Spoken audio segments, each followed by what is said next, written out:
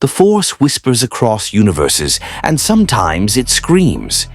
In the industrial depths of Coruscant, where the planet city's gleaming spires gave way to forgotten infrastructure and perpetual twilight, reality tore open. Not with the theatrical flash of hyperspace or the clean geometry of a holocron activation. This was violence against the fabric of existence itself. The Sith ritual chamber, hidden 3,000 levels below the Senate District, had sought to summon warriors beyond sight, assassins who could move through darkness, immune to Jedi precognition. The ancient incantation, written in blood on walls that predated the Republic, had reached across dimensional barriers with grasping dark side hunger. What emerged was not what they expected. Matt Murdock hit the Durasteel floor hard, his world exploding into sensory chaos that made Hell's Kitchen seem silent by comparison. Every sound amplified 1,000-fold. The hum of millions of speeders overhead created a symphony of mechanical thunder. Billions of voices formed an oceanic roar of language he couldn't understand. And beneath it all, something else. Something alive in a way he'd never perceived before. Energy signatures that felt like tiny flames scattered throughout the incomprehensible vastness surrounding him, each one burning with its own unique frequency. He pushed himself up, trying to orient his radar sense through the overwhelming input. The room around him, if it could be called that, was massive, cathedral-sized, with walls that seemed to absorb sound rather than reflect it. His enhanced senses painted the space in 3 dimensions, ritual markings carved deep into metal, some kind of altar or platform where he'd materialized, and 6 figures backing away from him with weapons drawn. Not guns. The energy signatures were wrong. Contained plasma, maybe. Focused energy blades that hummed with barely restrained power. Jedi Kyoku Honri Stozisash, one of them hissed. The language was completely foreign, but the tone was universal. Confusion mixed with hostility. Matt raised his hand slowly, the international gesture for peace, though he had no idea if that translated across whatever impossible distance he'd just crossed. The Devil's suit, his armored Daredevil costume, was intact, the horned cowl and red panels probably not helping his case for peaceful intentions. His billy clubs were still magnetically locked to his thighs. Whatever had brought him here had taken everything. "I don't know how I got here," Matt said clearly, keeping his breathing steady despite his racing heart. "I'm not your enemy. I'm trying to—" The nearest figure lunged. Matt's enhanced hearing caught the whisper of robes moving, the intake of breath before attack, the subtle shift of weight. He twisted aside as the energy blade, a lightsaber his mind cataloged uselessly, carved through the space where his head had been. The weapon's passage created a distinct sound profile, ionized air, contained magnetic field, crystal resonance at its core, beautiful and deadly. 3 more attacked in concert. Matt's world became movement and sound, the whistle of blades cutting air, the scrape of boots on metal, the elevated heartbeats of his attackers. They were trained, coordinated, but they fought like they expected him to see their feints and visual cues. His radar sense painted them in exquisite detail, muscle tension, weight distribution, the angle of their weapons. He dropped under a horizontal slash, swept the legs of another attacker, and drove his elbow into a third's solar plexus with precisely calculated force. Non-lethal. Always non-lethal. Even here, wherever here was. But as he fought, Matt realized something extraordinary. Those tiny flames he'd sensed, they were inside these attackers. Concentrated points of living energy that seemed to flow through their bodies like a second nervous system. When they moved to strike, the energy moved first, a split-second telegraph that his enhanced senses caught like a lighthouse in fog. They were fast, impossibly coordinated, but he could feel their intentions before their muscles received the signals. Two of them broke away, and Matt heard a completely new sound, something gathering, building, like the charge before lightning strikes. One thrust out a hand, and Matt felt the air itself compress and accelerate toward him. He threw himself sideways as invisible force cratered the durasteel where he'd stood, the impact resonating through the floor into his enhanced touch. Telekinesis. They had telekinesis. "Okay," Matt muttered, rolling to his feet and drawing his billy clubs in one fluid motion. "New rules." The apparent leader barked something sharp and authoritative. The remaining four spread out in a textbook flanking pattern, lightsabers held in guard positions that suggested centuries of refined technique. Matt's hearing picked up the subtle changes in their breathing, controlled, focused, entering some kind of combat trance. The energy inside them burned brighter, flowing faster. They came at him like a storm, blades weaving patterns of deadly light. Matt moved through them like water, his radar sense creating a perfect three-dimensional map of every threat. He deflected a strike with his club. The cortosis weave armor plating in Hell's Kitchen had never been designed for this, but the reinforced polymer held for the moment. He used an attacker's momentum against them, redirected another's blade into a third's path, created chaos in their coordination.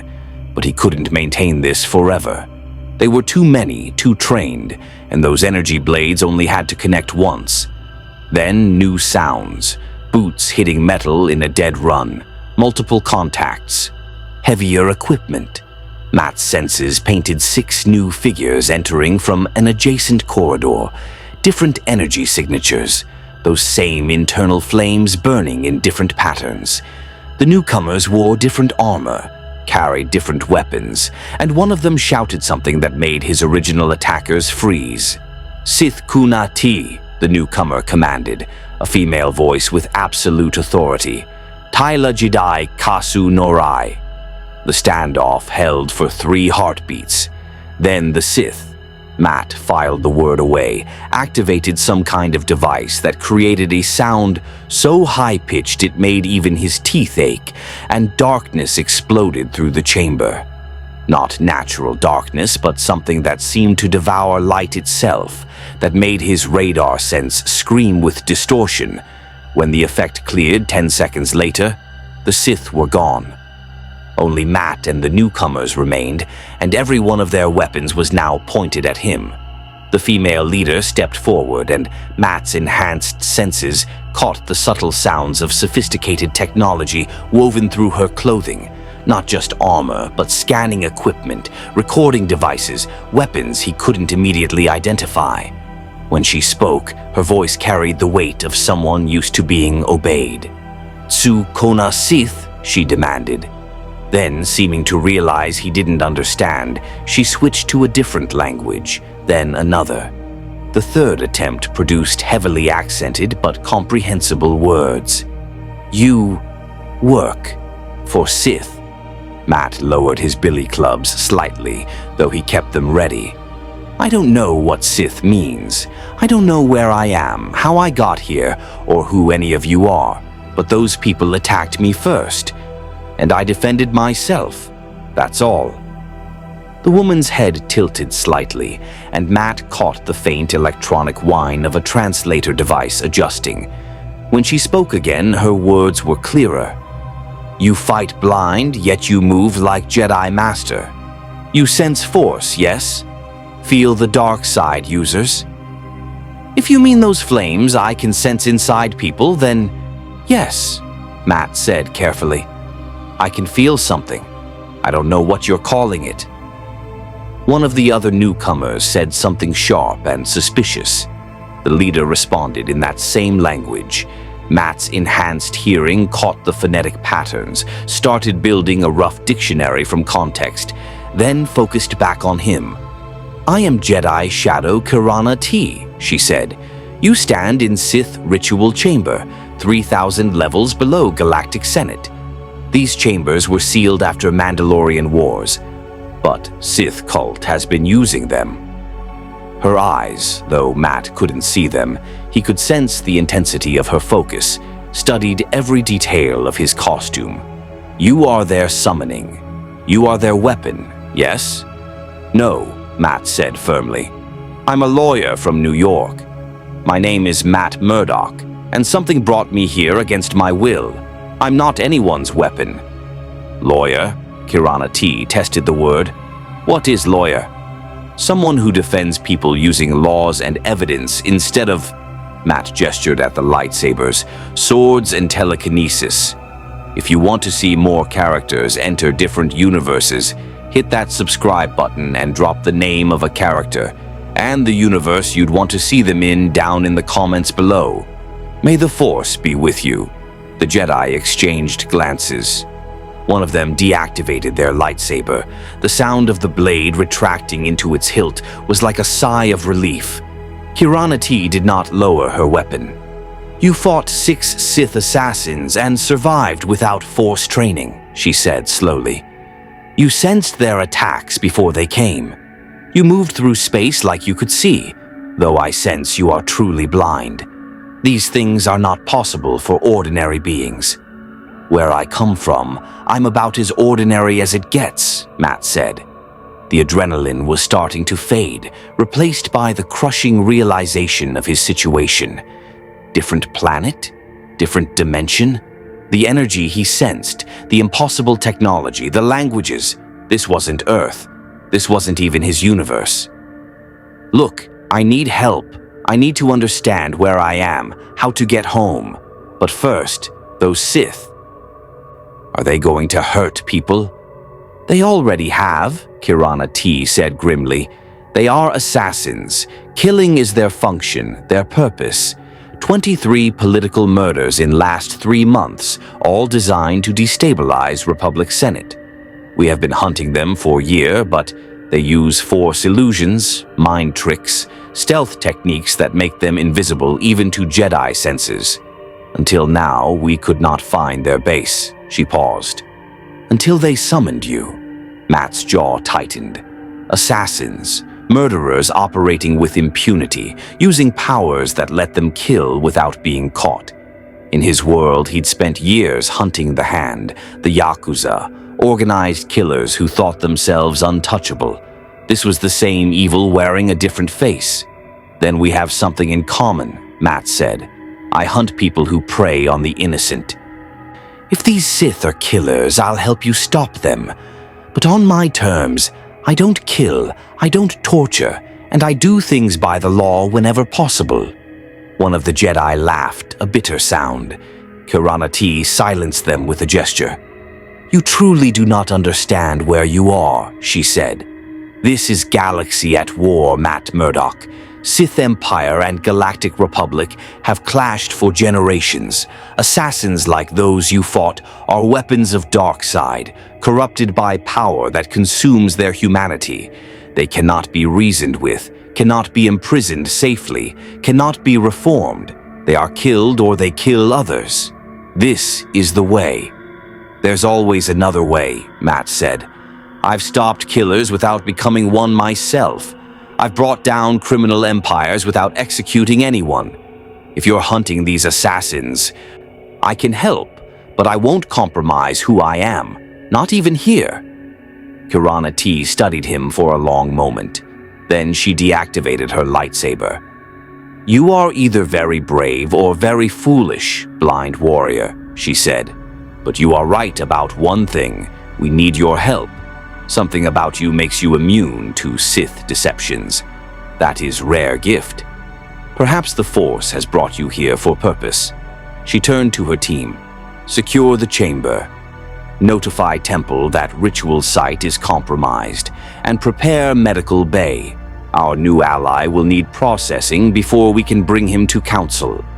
I'm not going anywhere until I understand what I'm dealing with, Matt said. Those Sith. Where did they go? What were they doing here?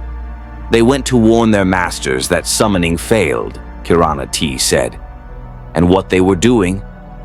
They were trying to create perfect assassin, warrior who could hunt Jedi without being sensed, who could move through darkness without fear, who could not be deceived by Force illusions because he could not see them. She smiled without humor. Instead, they brought you a blind warrior who can sense the Force itself, who moves through combat like Dancer, who fights Sith and refuses to kill them. They wanted weapon. They received their opposite. Matt absorbed this, his enhanced senses painting the ritual chamber in perfect detail, the blood-written symbols, the sacrificial altar, the lingering wrongness that permeated the space like spiritual rot. He'd been pulled across dimensions, dropped into a war he didn't understand, between factions he'd never heard of, in a galaxy whose scale he couldn't fully comprehend. But he knew evil when he sensed it, and those Sith, with their predatory movements and casual violence, radiated the same darkness he'd fought his entire adult life. "All right," Matt said. "I'll work with you. But I need information. Everything about these Sith, their methods, their targets. And I need to understand this Force you keep mentioning, because if I'm sensing it, I need to know what that means." "Those things we can provide," Kirana T said. "But first, you must come to Jedi Temple. Council will want to meet the man who survived Sith summoning and still claims he will not kill. That alone makes you interesting. The fact that you can sense dark side users?" She gestured for him to follow. "That makes you invaluable." As Matt moved through the ritual chamber behind the Jedi, his enhanced senses drank in every detail of this impossible new reality. The scale of the city above them was incomprehensible. A planet wrapped in urban sprawl, trillions of beings creating a sound signature that would take him weeks to fully parse.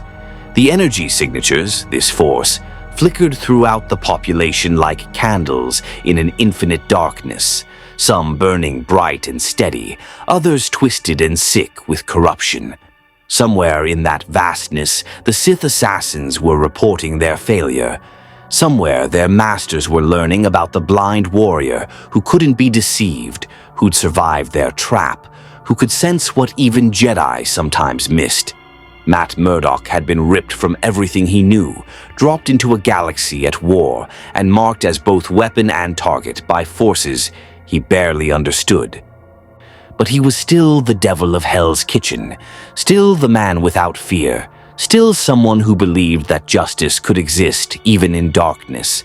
And now, for the first time in his life, he could sense evil before it struck, could feel the corruption of murderers burning like poison in his perception, could track assassins who'd thought themselves invisible. The Sith had wanted to create the perfect hunter. They were about to learn they'd succeeded, just not for them. The Jedi Temple occupied a space in Matt's sensory awareness, unlike anything he'd encountered. As Kirana T's transport, a sleek speeder that hummed with electromagnetic propulsion, carried them up through Coruscant's vertical city, his enhanced hearing painted a picture of civilization on a scale that defied comprehension. Billions of voices in hundreds of languages, the mechanical symphony of traffic flowing through designated lanes with military precision, and underlying it all, the Force signatures that populated this world like stars scattered across an infinite sky. The temple itself burned brighter than anything else. "You tense," Kirana T observed from the pilot's seat. Her basic, Matt had learned that was the common language, had improved through her translator's constant adjustment to his speech patterns. "What do you sense?" "That building ahead," Matt said, though building felt inadequate. His radar sense painted it as a massive geometric structure, all precise angles and soaring heights, positioned on what felt like a sacred plateau. But more than the architecture, he sensed the concentration of those living flames within. Hundreds of them, maybe thousands, all burning with controlled intensity. It's full of people with that energy, the Force, more concentrated than anywhere else I've sensed. 10,000 Jedi call Temple home, Kirana T confirmed. Masters, knights, Padawans, younglings learning to walk the path. This is heart of our order, has been for 1,000 generations. You will be first blind warrior to enter its halls in 300 years. There have been others like me. Force-sensitive beings born without sight, yes. They often develop abilities normal Jedi do not possess, sensing through barriers, reading emotions through sound, perceiving truth beneath deception. Jedi Master Crinda Dre herself was born blind, trained to become one of our greatest seers. Kirana T glanced at him. But you are not force-sensitive in normal sense, Matt Murdock. You are something else. Something new. The speeder descended toward a private landing platform. Matt's enhanced senses caught the presence of at least a dozen individuals waiting. Security, he assumed, given their ready stances and the weapons he could sense on their bodies. Lightsabers, yes, but also smaller devices that might be ranged weapons, stun equipment, restraints. They were preparing for the possibility that he was a threat. Smart. The platform's surface was polished stone, cool and smooth under his feet as he followed Kirana T off the speeder. The waiting Jedi formed a loose perimeter, and Matt could sense their focused attention, the way their force signatures flared slightly as they examined him. One in particular burned brighter than the others, an older presence, steady and deep like bedrock. Kirana T, the older presence said, his voice resonant and controlled. You bring unusual guests to temple. Council is divided on wisdom of this. Master Vandar, Kirana T inclined her head respectfully. The summoning chamber has been secured. 6 Sith assassins fled, but we captured their ritual site intact, and we have their intended weapon, who has become our asset instead. Asset assumes willingness to serve, Master Vandar said, and Matt sensed him moving closer. The Jedi Master was short, barely came up to Matt's chest, but his presence felt immense, like trying to sense the full depth of an ocean from its surface. Matt Murdock of New York, you are far from home. In galaxy you do not understand, yet you claim you will hunt Sith without killing them. This is admirable philosophy. It is also potentially fatal naivety. With respect, Master Vandar, Matt said carefully. I've been fighting organized crime for years. I've faced death cults, ninja assassins, and criminal empires that thought they were untouchable. I'm still alive. They're in prison, and I never had to become a killer to make that happen. Maybe I don't understand your galaxy yet, but I understand evil, and I understand that the moment you compromise your principles, you've lost the fight that matters. Pretty words, another voice said, younger, more aggressive. Let's see if they survive contact with reality. You fought Sith in darkness by surprise for 30 seconds. That makes you lucky, not capable. Matt turned toward the speaker, his radar sense painting an athletic figure, mid-20s, vibrating with barely contained competitive energy. You're welcome to test that theory. Just know that underestimating blind people is usually the last mistake people make around me. The young Jedi's force signature flared hot. Anger, Matt catalogued, with underlying insecurity. A warrior trying to prove something. Aten, peace, Master Vandar said, though Matt caught the hint of amusement in his tone. Our guest has journeyed through dimensional barriers, fought Sith assassins, and survived to stand before us. Perhaps he has earned benefit of doubt. The Master paused. Though your point is not without merit. Matt Murdock, you say you can sense the Force. Can you identify which of us burns brightest? Can you distinguish between those who walk the light and those who have touched darkness? Matt closed his eyes behind his mask, unnecessary given his blindness, but old habits died hard. He extended his enhanced senses, feeling out the Force signatures around him. Master Vandar was obvious, that deep, controlled burn of disciplined power. Kirana T's was sharp and focused, like a blade kept perpetually ready. The aggressive one, Aten, burned hot and unstable, passionate energy barely contained by training. But there was another presence, off to his left, quieter, almost hidden behind the others. But when Matt focused on it, he sensed something different, a tiny thread of shadow woven through the light, like smoke staining glass. Not evil exactly, but touched by something darker than the others. The short one, Master Vandar. "You're the most powerful here," Matt said. "Kirana T is disciplined, controlled, a warrior who's seen real combat. The aggressive one, Aten, you're burning too hot, letting emotion drive your power." He turned toward the shadowed presence. "And you, back left, trying to hide. You've touched something dark. Recently, it's still clinging to you like oil." The reaction was immediate. Lightsabers ignited in a chorus of energized plasma. Matt's enhanced hearing caught the subtle sounds of 7 warriors shifting into combat stances, their force signatures flaring with alarm. Only Master Vandar remained calm. The Works District at night, if night meant anything 3,000 levels below the sky, was a predator's paradise. Matt stood on a corroded walkway overlooking a maze of industrial complexes, his enhanced senses drinking in the symphony of urban decay. Somewhere in that darkness, 17 murders had been committed, 17 victims whose deaths formed a pattern if he could just trace the connections.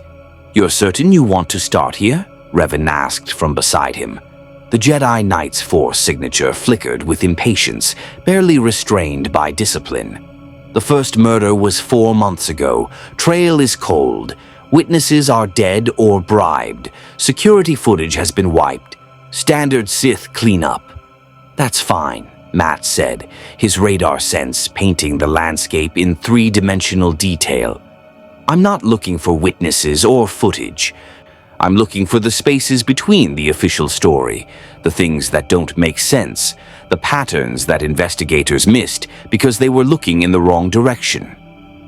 He pulled out a data pad, primitive by his phone's standards, but Revan had shown him how to access Republic records through its interface. The device read the information aloud in synthesized BASIC, adjusted for Matt's lack of visual input. He'd spent the past 6 hours memorizing the 17 murder files, building mental maps of each crime scene, each victim, each seemingly random assassination that connected to Jala Mosu's confession. "First victim, Senator Krell Davos," Matt recited, "found dead in his apartment, apparent heart attack. Autopsy revealed force-induced cardiac arrest, classic Sith technique. Official report says natural causes because admitting a senator was assassinated would cause panic. Republic security lies frequently, Revan confirmed. They prefer convenient fictions to inconvenient truths. What's your read? Davos was investigating military contracts, Matt said, scrolling through the file. Specifically contracts with a company called Drayan Industries, which manufactures weapons and ship components. 3 weeks before his death, he filed a complaint about cost overruns and defective merchandise. 2 weeks before his death, he requested a formal audit. 1 week before his death, he was silenced, Revan finished. Classic corruption killing. But Drayan Industries is massive, employs millions, has connections throughout the Senate. Accusing them of hiring Sith assassins would require ironclad proof. Then we'll get proof, Matt said. But first, I want to visit the crime scene. Davos's apartment was sealed by Republic security, but Kirana T's credentials opened the door. Matt stepped into the space, immediately overwhelmed by the sensory residue. His enhanced senses could taste the fear sweat in the air, months old but still present in molecular traces. The apartment's layout painted itself in his radar sense. Expensive furnishings, wide windows overlooking the city, a desk cluttered with data pads and documents. But underneath the surface details, something else, a presence, like an oily stain on reality itself. The dark side lingers here, Revan said quietly. I can sense it. Jalamosu was present in this space, used the Force to kill. The corruption remains like radiation, slowly fading but still detectable. I can sense it too, Matt confirmed, moving through the apartment with careful steps. But there's something else, something the investigators missed because they were focused on the senator. He knelt beside the desk, his enhanced touch reading the microscopic impressions in the carpet fibers. Someone had stood here for extended period, weight distribution suggesting they'd been watching, waiting. Not Jala, different shoe size, different stance. An observer. There was a second person, Matt said. Someone who watched the assassination happen. Jala killed the senator, but she wasn't alone. Handler, Revan said immediately. Sith assassins often work with coordinators who provide intelligence, arrange access, ensure clean exits. Makes sense that Jala had supervision. She was recently fallen, probably not fully trusted yet. Matt stood, following the subtle trail of the second person through the apartment. They'd moved to the window after the assassination, stood there for several minutes. He could sense the lingering warmth where body heat had collected against the glass. Looking out at something or looking for something. What's directly across from this building? Matt asked. Revan moved to the window, and Matt sensed his Force signature flaring as he enhanced his vision through the Force. Another residential tower, approximately 200 meters distant, 20 floors higher than this one, which would provide excellent sightline. That's where the handler watched from, Matt said. They had a vantage point to monitor Jala's work, probably used Comlink or Force Bond to coordinate. If we can identify which apartment had that sightline, we might find evidence of Sith presence, Revan finished, catching on to Matt's logic. Rental records, surveillance footage, witnesses who saw someone unusual. Good thinking, blind warrior. Let's move.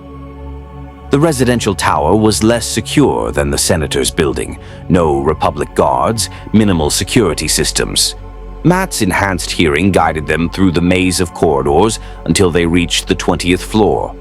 His radar sense identified the apartment with the correct sightline, Unit 2047, currently listed as vacant in the building's registry. Vacant doesn't mean empty, Matt said, sensing subtle vibrations through the door. Someone's inside, heartbeat, shallow breathing. They're trying to stay quiet. Revan's hand moved to his lightsaber. Could be our handler, could be Squatter who found empty apartment. Either way, we're going in. Ready? Matt drew his billy clubs, the familiar weight centering him. Try not to kill anyone before I've had a chance to talk to them. No promises if they're Sith, Revan said, then kicked the door open with Force-enhanced strength. The apartment exploded into motion. Matt's enhanced senses painted the scene instantly. 3 figures, not one, positioned in ambush formation. Their Force signatures blazed with dark corruption, Sith assassins, waiting for exactly this moment. It's a trap, Matt shouted, throwing himself sideways as invisible Force pressure cratered the floor where he'd stood. His radar sense tracked all 3 attackers simultaneously, 2 flanking from corners, one charging straight ahead with lightsaber ignited. Revan met the charge with his own blade, blue plasma clashing against red in a shower of sparks. The sound was pure energy collision, electromagnetic fields grinding against each other with barely contained violence. Matt's enhanced hearing caught the subtle variations in their movements. Revan was skilled, but his opponent was desperate, fighting with the reckless aggression of someone with nothing to lose. The other 2 came at Matt from opposite angles, trying to pin him in crossfire. He read their intentions through the minute sounds of their movements, the intake of breath before attack, the subtle weight shift that preceded a lunge, the gathering of Force energy before a telekinetic strike. He moved between their attacks like water, his enhanced reflexes making their supposedly unpredictable Force-enhanced speed seem almost choreographed. A lightsaber blade carved past his ribs, close enough that he felt the heat radiation, heard the ionized air crackling. Matt planted his billy club into that attacker's knee with surgical precision, hyper-extending the joint without shattering it. The assassin screamed and fell, lightsaber deactivating as they lost concentration. "Don't kill them," Matt shouted to Revan. "We need them alive." "Tell them that," Revan snarled, pressing his own attack. His opponent was giving ground, bleeding from a shoulder wound, but still fighting with fanatic determination. "Sith don't surrender." The third assassin gathered Force energy in both hands. Matt sensed it building like electrical charge before a lightning strike. He threw one of his billy clubs with perfect accuracy, the reinforced polymer striking the assassin's wrists just as they released. The Force lightning went wild, arcing across the apartment and blowing out every electronic system in a cascade of sparking failures. Matt charged through the darkness, his radar sense unaffected by the sudden blackout. He closed on the lightning wielder, delivered a precise combination to their solar plexus and temple, and caught them as they collapsed. Unconscious but alive, pulse steady, no permanent damage. Behind him, Revan's duel reached its climax. The Jedi Knight disarmed his opponent with a classic Makashi flourish, sending their lightsaber spinning away into the darkness. Then Revan's blade was at their throat, the humming plasma inches from ending their life. "Wait," Matt commanded, moving toward them. "Don't kill them. We need information." "This one is Sith Lord," Revan said, his voice tight with barely controlled rage. Matt sensed the conflict in his Force signature, the taint of darkness he'd brought back from his infiltration mission resonating with the Sith's presence, tempting him toward the kill. Not simple assassin, they commanded others, ordered killings. They deserve death. "Maybe," Matt said, approaching carefully, "but they deserve trial more. They deserve to answer for their crimes before witnesses, to have their victims' families see justice done properly. Execution in a dark apartment isn't justice. It's just revenge." The Sith Lord laughed, a wet sound bubbling with blood from their shoulder wound. "Foolish Jedi and his blind pet. You think your Republic justice matters, your trials and testimonies. We are weapons of the dark side, instruments of power beyond your democratic pretensions.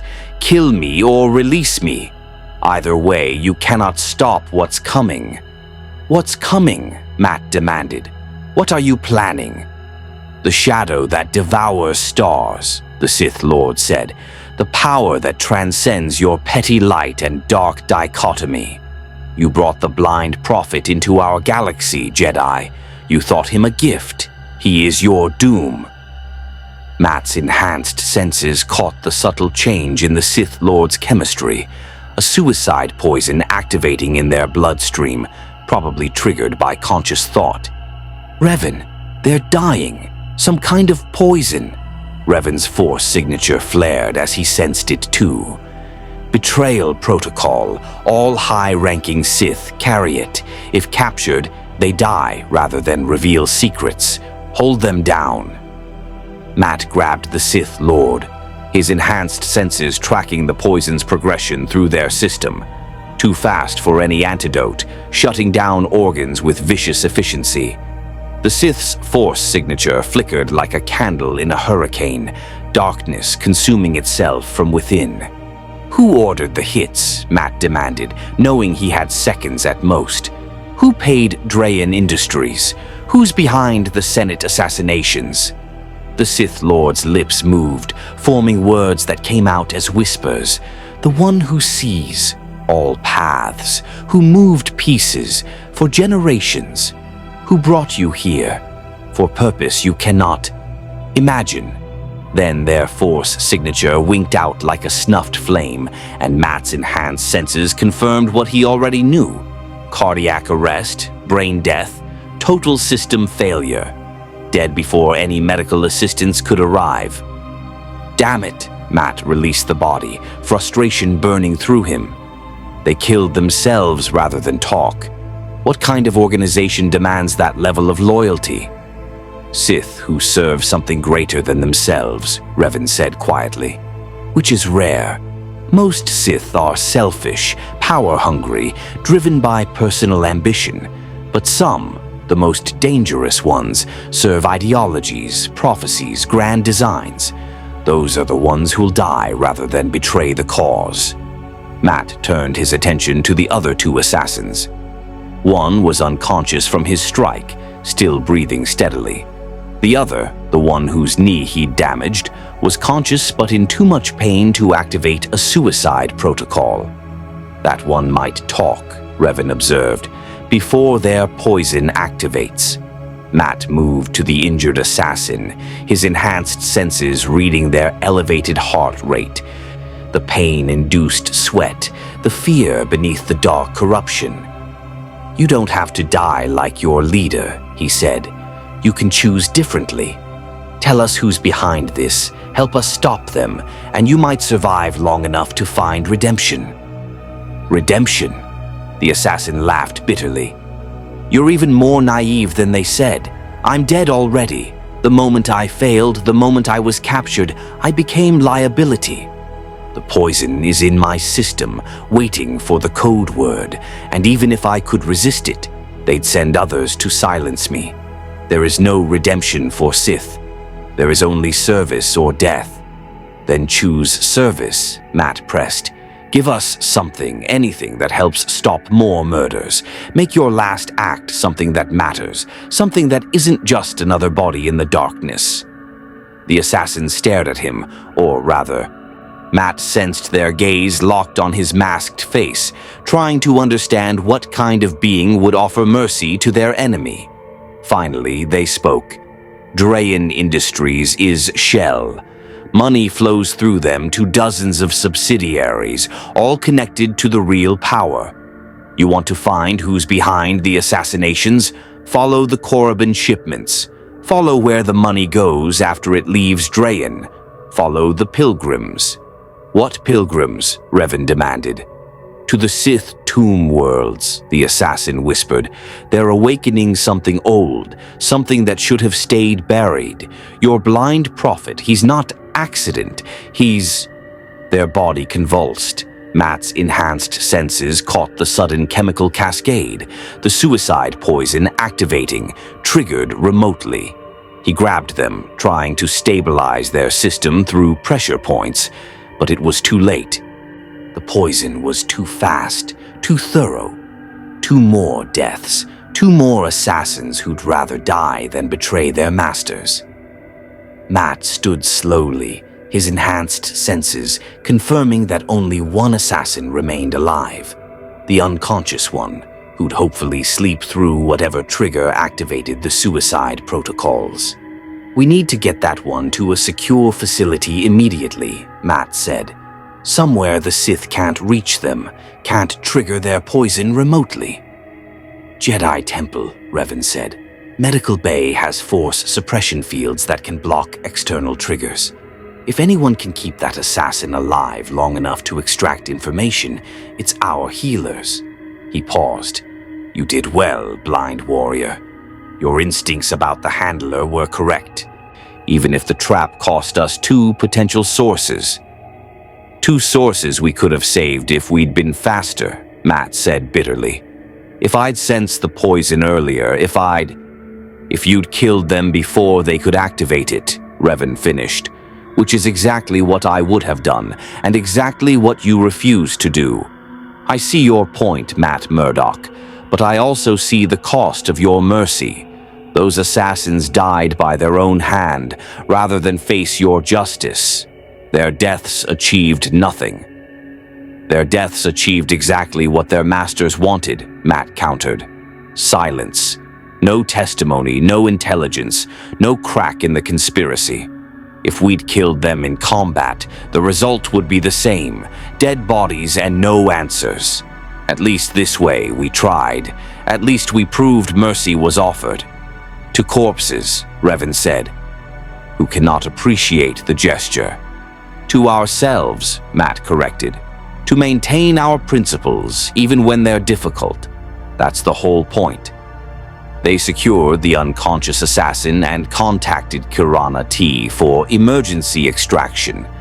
While they waited, Matt searched the apartment with his enhanced senses, reading every detail that normal investigators might miss. The apartment had been occupied recently. He could sense the residue of multiple heartbeats, stressed breathing patterns, the chemical signatures of people planning violence. But there was something else. A data pad, hidden behind a loose wall panel, protected by layers of security encryption that would have defeated visual searchers. Matt's enhanced touch felt the electromagnetic signature, the data storage patterns, the device practically screaming its importance through subtlety of its concealment. "Found something," he said, carefully extracting it. "Encrypted data pad, military-grade security. This is their intelligence cache." Revan examined it with his force senses. "I can feel the darkness woven through it. Sith security protocols, designed to wipe data if accessed incorrectly. But Jedi Temple has code breakers who specialize in dark side encryption. If we can get this back intact, we'll have everything," Matt finished. "Communications, target lists, funding sources, maybe even the identities of whoever's orchestrating this conspiracy." As the extraction team arrived, Kirana T with 4 Jedi Knights, Matt stood in the destroyed apartment, surrounded by evidence of violence and death, holding a data pad that might unravel an entire conspiracy. The Sith had tried to trap him, tried to silence their hunters, tried to maintain their invisible war against the Republic. But they'd underestimated the blind warrior who could sense what others missed, who tracked patterns instead of visuals, who refused to become the monster to fight monsters. 2 assassins dead by suicide, Kirana T observed, examining the bodies. 1 captured alive, and possible intelligence breakthrough. This is more progress than we've made in months, despite the cost. "The cost is too high," Matt said. "Every death, even enemy deaths, represents failure. Failure to find another way, failure to break the cycle, failure to prove that justice can exist without becoming vengeance." "Noble sentiment," Kirana T said, "but you're in galaxy at war, Matt Murdoch. Noble sentiments don't always survive contact with brutal reality. The question is, how long can you maintain your principles before this galaxy breaks them?" Matt turned toward her, his enhanced senses reading the genuine concern beneath her pragmatic warrior's exterior. She wasn't mocking him. She was warning him, preparing him for the inevitable moment when his code would be tested beyond endurance. "As long as it takes," Matt said firmly. "I didn't come here to become another killer. I came here, was brought here, for a reason I don't fully understand yet. But whatever that reason is, I'll face it as myself. The devil of Hell's Kitchen doesn't compromise, not even in the shadows of a galactic war." Revan laughed, a sound mixing respect and disbelief. "You're either the bravest person I've ever met, or the most stubborn. Time will tell which." "Maybe both," Matt said, as they transported the captured assassin and recovered data pad back to the Jedi Temple. Matt's enhanced senses painted the vast cityscape of Coruscant in perfect detail, a planet-spanning metropolis where trillions of beings struggled, loved, fought, and died under the weight of conflicts they barely understood. Somewhere in that vastness, the conspiracy that had murdered 17 people was operating. Somewhere, the shadow that devours stars was being awakened. Somewhere, the Sith masters who'd tried to summon a weapon were realizing their ritual had brought them something far more dangerous. A blind warrior who could see their darkness. A hunter who refused to become the hunted. A man without fear who'd come to their galaxy to prove that justice could exist even in the deepest shadows. The Sith had wanted an assassin immune to Jedi detection. They'd gotten Matt Murdoch instead, and he was just getting started. The Jedi Temple's code-breaking division occupied a crystalline chamber deep within the ancient structure, where Force-sensitive cryptographers worked to unravel the galaxy's most sophisticated security systems. Matt stood in the observation gallery, his enhanced senses tracking the dozen technicians as they carefully interfaced with the recovered datapad, their Force signatures flaring with intense concentration as they navigated layers of Sith encryption. "This will take hours," Master Vandar said from beside him. The diminutive Jedi Master's presence was calming, like standing beside a still lake that concealed unknown depths. Sith security protocols are designed to self-destruct if improperly accessed. Our cryptographers must feel their way through each layer, using the Force to sense traps before they trigger. It is delicate work. "How long before we know what's on it?" Matt asked. 6 hours minimum, 12 more likely. Master Vandar paused. "You should rest, Matt Murdoch. You have been in this galaxy for less than standard day. Yet you have fought Sith assassins twice, captured a prisoner, recovered critical intelligence, and forced our order to reconsider long-held assumptions about mercy and justice. Even Jedi Knights require meditation to process such intensity." "I'll rest when the job's done," Matt said, though he could feel the exhaustion creeping through his enhanced nervous system. Every sense was still operating at maximum intensity, drinking in the overwhelming sensory landscape of this alien galaxy. The toll was accumulating. "What happens to the assassin I captured? The one who's still alive?" "Jala Mosu remains in medical custody," Master Vandar said. "She has agreed to testify against her handlers in exchange for leniency, not freedom, but life imprisonment rather than execution. Your conversation with her planted seeds of doubt that our healers have carefully nurtured. She may yet find redemption, though the path will be long and painful. And the one from the apartment ambush? Still unconscious but stable. Medical team has placed them in Force suppression field to prevent remote suicide activation. When they wake, we will have questions. Many questions." Master Vandar's Force signature flickered with something that might have been approval. "Your instincts proved correct, blind warrior. These assassins respond to mercy they did not expect, to compassion they believed impossible. It confuses them, weakens their certainty. This is more effective interrogation than torture ever achieves." "It's not about interrogation effectiveness," Matt said. "It's about doing what's right, even when it's harder, even when the easy path would be execution or torture. The moment we compromise our principles to fight evil, we've lost the fight that actually matters." "Philosophy that costs lives," a new voice said. Matt's enhanced senses identified the speaker immediately, Aten, the young aggressive Jedi from their first meeting. His Force signature burned with barely contained frustration. "While you were offering mercy to Sith assassins, 3 more Republic officials were murdered. Just got the report. Senator Yalara's entire security detail killed in their sleep by Force techniques. 16 dead, including children of the guards who lived in secured housing. Tell me, blind warrior, how does your no-kill principle feel knowing those children died while you were capturing assassins instead of ending them?" Matt's jaw tightened. The accusation hit like a physical blow, not because it was fair, but because it echoed every argument he'd faced in Hell's Kitchen. Every time he'd let a criminal live and they'd later hurt someone. Every time his code had been tested by the consequences of mercy.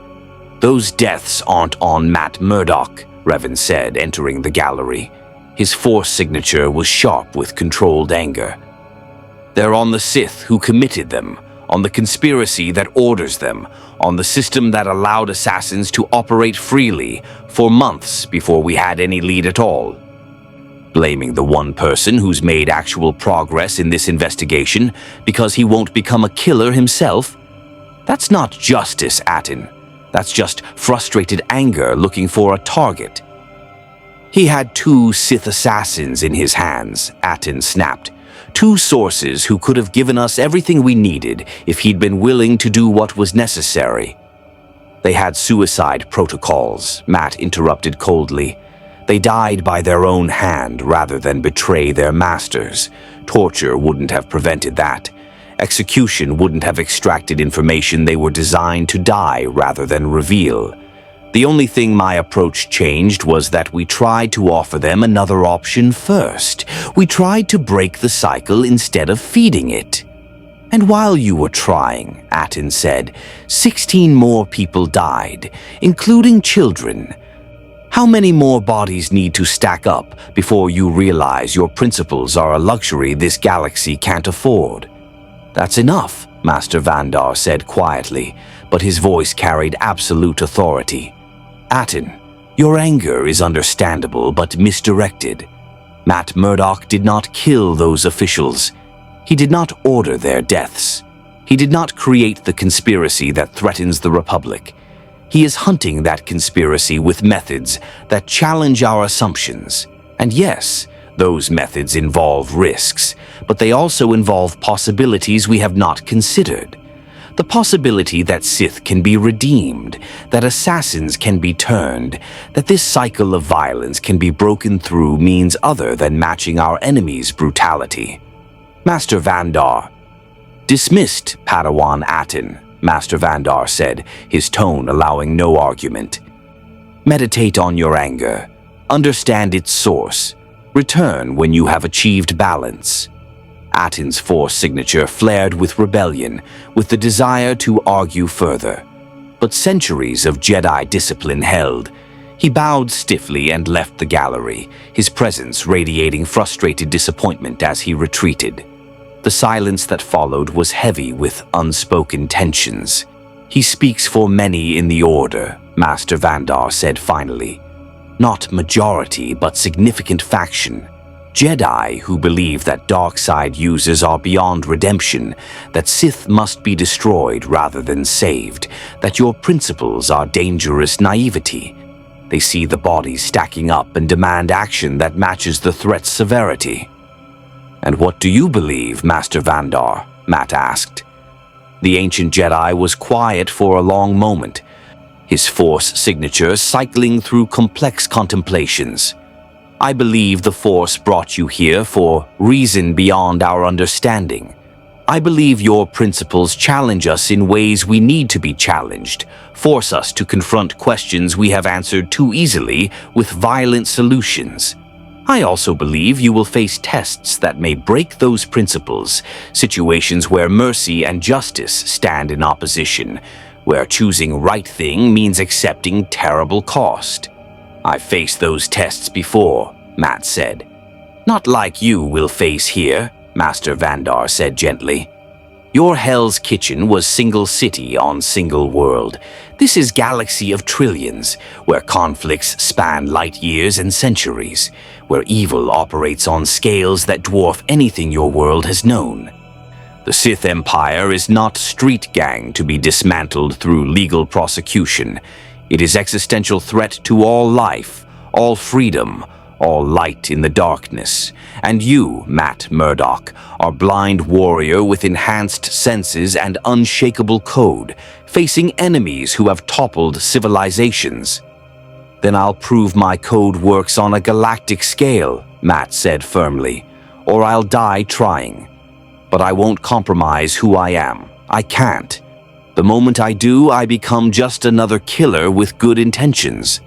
Perhaps, Master Vandar said, or perhaps you will discover that principles can evolve without being abandoned, that codes can be maintained while adapting to new contexts. This is wisdom the Jedi Order itself must learn, how to hold true to our values while acknowledging that rigid dogma can blind us to necessary change. Before Matt could respond, an alarm resonated through the chamber. Not audible to normal hearing, but a force disturbance that made every Jedi present suddenly tense with alert readiness. Matt's enhanced senses caught the change immediately. Elevated heart rates, sharper breathing patterns, hands moving to weapons. "What is it?" he demanded. "The prisoner," Revan said, his force signature blazing with urgency. "The one from the apartment. They're awake and they're—" The building shook. Not physical tremor, but something deeper, a ripple in the force itself, like reality experiencing a localized earthquake. Matt's enhanced senses screamed with input overload as the very fabric of space seemed to distort around them. "Force scream," Master Vandar said, already moving toward the exit with surprising speed for someone his size. Sith technique that weaponizes anguish, despair, and hatred. Our suppression field should have prevented another pulse of dark energy, stronger this time. Matt felt it like psychic pressure against his enhanced senses, trying to overwhelm his nervous system with alien emotions not his own. Rage, betrayal, suicidal desperation. They ran through the temple corridors, Jedi Knights joining them from every direction. Matt's radar sense painted the architecture in perfect detail as they descended toward the medical bay. His enhanced proprioception kept him moving at full speed, despite not seeing the path ahead. Revan stayed beside him, one hand on his arm to guide around obstacles that radar sense might miss. The medical bay was chaos. Healers were scrambling away from a central chamber where the force suppression field had been shattered from within. Through the broken containment, Matt sensed the captured assassins standing in the center of destruction, their force signature blazing with dark power that made Jala's corruption seem like a candle compared to a bonfire. "It's too strong," one of the healers gasped. The suppression field was rated for 3 standard force users. This one is channeling something else, something from outside. "Remote possession," Revan said, his voice tight with realization. "The Sith Lords are channeling their power through this assassin, using them as a conduit. It's burning them alive from the inside, but they don't care. They just want to strike at the temple before—" The possessed assassin's head snapped toward them, and Matt sensed the moment when multiple consciousness focused through those corrupted eyes. Whatever was controlling them perceived his presence, recognized him, and the dark force signature suddenly concentrated with laser focus. "Blind prophet," the assassin said, but the voice was layered, multiple speakers talking in eerie synchronization. "You who see darkness, who sense the shadows, who tracked our servants and offered them mercy they did not deserve, you have become problem, become threat, become target that must be eliminated before you unravel what has taken generations to build." "Who are you?" Matt demanded. "Show yourself. Face me directly instead of hiding behind a puppet." The laughter that emerged was terrible. Not one voice, but many, overlapping in discordant harmony. "We are the shadow that devours stars. We are the patient hunger that waits in ancient tombs. We are the power that brought you here, blind warrior. Though not for purpose, you imagine. You were meant to be weapon. You refused. Now you are lesson. Proof that mercy is weakness, that light must be extinguished, that darkness always wins." The possessed assassin raised both hands, gathering force energy with terrifying speed. Matt's enhanced senses screamed warnings as the air itself began to compress, temperature spiking as molecular bonds were forced beyond natural limits. This wasn't telekinesis or force lightning. This was something darker, something that felt like reality itself was being torn apart. "Force destruction technique," Master Vandar said, his voice grim with recognition. "Forbidden art that unmakes matter at molecular level. If they release it here, the entire medical bay will be annihilated. We must stop them now." "Everyone evacuate," Revan commanded, igniting his lightsaber. "Containment team with me. We're going in." But Matt was already moving. His enhanced senses had identified something the Jedi couldn't perceive. The assassin's heartbeat was erratic, their breathing shallow, their body temperature spiking beyond sustainable levels. The possession was killing them, burning through their life force to fuel the impossible attack. They had seconds at most before their body gave out, which meant this was suicide bomb. A final gesture of destruction meant to kill as many Jedi as possible before the temple could respond. Matt charged through the broken containment field, his radar sense guiding him past debris and collapsed equipment. The possessed assassin turned toward him, the gathering destruction technique focusing on this new target. Matt could sense the molecular bonds in the air beginning to fracture, could taste the ozone of reality breaking down. "You cannot stop this," the layered voices said. "You cannot save them. You cannot maintain your precious code when choosing between mercy and survival. So choose, blind prophet. Kill us now and save hundreds of Jedi, or maintain your principles and watch the temple burn." "There's always another option," Matt said, and threw both billy clubs with perfect precision. Not at the assassin, at the force-conducting crystals embedded in the medical bay's walls, the same crystals that had powered the suppression field. His clubs struck with calculated force, shattering the crystalline structures and sending their stored force energy cascading through the chamber in chaotic feedback loops. The possessed assassin screamed as their concentrated attack was disrupted by the interference, the gathering destruction technique destabilizing and collapsing back into its source.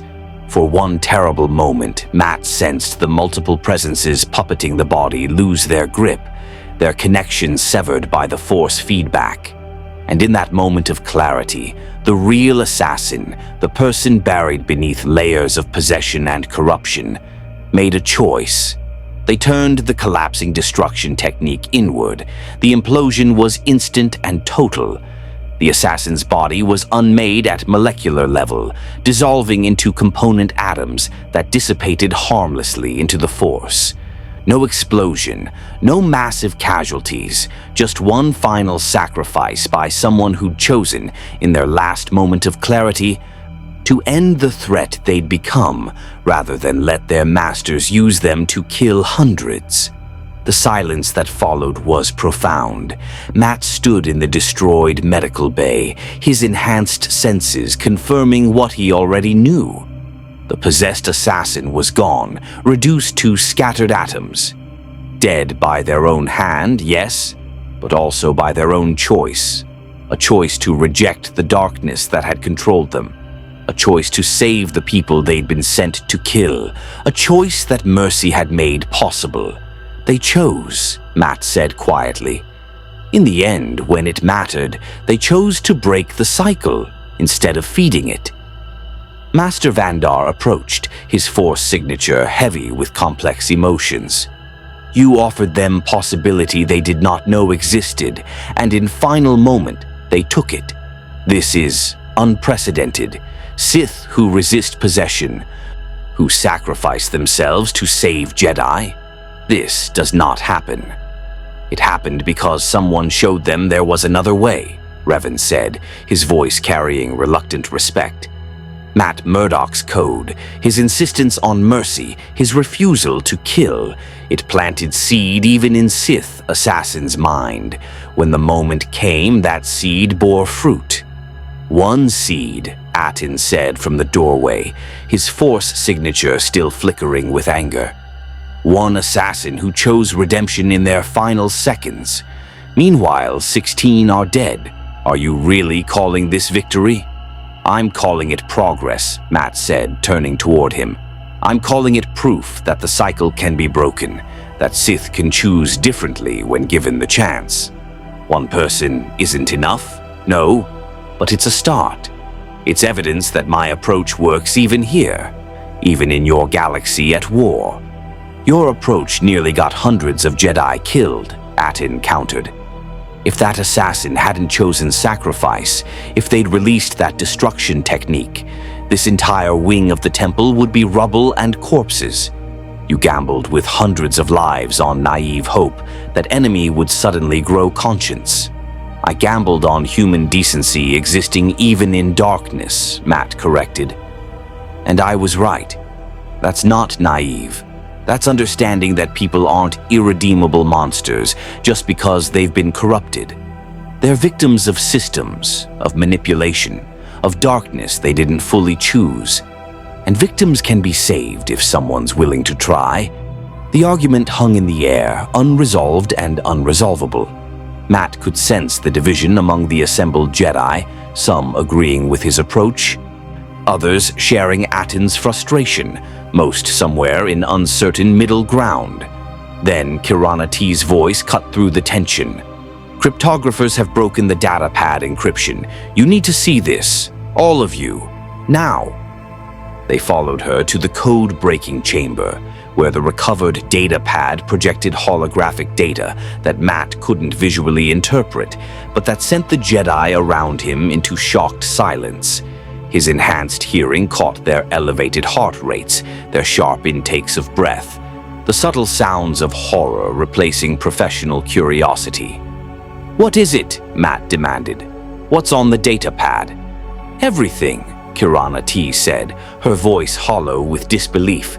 "Communication logs, target lists, funding trails, operational orders. The assassination conspiracy is larger than we imagined. 17 murders we knew about were just beginning. They were planning to kill 63 senators, destabilize the entire Republic government, trigger civil war that would leave Galaxy vulnerable to Sith Empire invasion." "But there's more," Master Vandar said quietly. "The funding trail. It leads to Drayan Industries as suspected, but beyond them to shell companies, to secret accounts, to..."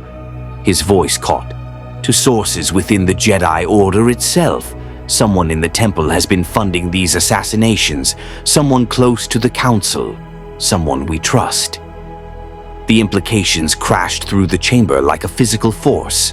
A traitor within the Jedi Temple, a conspiracy that reached into the heart of the Republic's defenders, a shadow that had infiltrated the light itself. And Matt Murdock, blind warrior from another dimension, had just become the only person they could be certain wasn't compromised.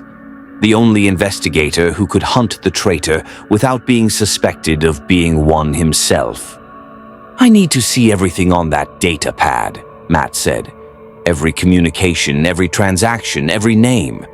If there's a pattern, I'll find it. If there's a traitor, I'll track them. That's what I do. I hunt people who hide in the shadows and think themselves untouchable." "You hunt criminals in your city," Atton said, but his anger had been replaced by something closer to fear. "This is Jedi Master, potentially. Someone who has walked these halls for decades. Someone who knows our every security measure, our every protocol." The financial records scrolled across Matt's datapad in synthesized audio, each transaction a piece of a puzzle that spanned 3 years and countless shell corporations. He sat in a sealed chamber deep within the Jedi Temple, surrounded by sound-dampening walls that his enhanced hearing confirmed were functioning perfectly. No one could eavesdrop on this investigation. No one except the people in this room could know what he was discovering, which made the 5 Jedi Council members present either his allies or his suspects. "The money trail is sophisticated," Matt said, his fingers tracing patterns on the datapad's surface that his enhanced touch could read like Braille. "Drayan Industries receives Republic defense contracts, legitimate business, but a portion of each payment gets diverted through 17 subsidiary companies, each one removing a layer of traceability. By the time the credits reach the actual assassins, they've been laundered through so many transactions that standard Republic auditing would never catch it." "But you caught it," Master Vandar said. His force signature remained steady, controlled, giving nothing away, which was exactly what a traitor would do. "I followed the patterns," Matt explained. "Each shell company exists just long enough to process one transaction, then dissolves. But they all share common elements, incorporation dates that cluster around specific Republic holidays when government oversight is minimal, registration codes that follow mathematical sequences, and authentication signatures that contain identical encryption markers. Someone designed this system, and they left fingerprints in the architecture itself. "Can you identify who designed it?" Kirana T asked. Her Force signature flickered with focused intensity, the hunting tension of a warrior tracking prey, or the anxiety of someone worried about being exposed. "Not yet," Matt admitted, "but I can narrow the possibilities.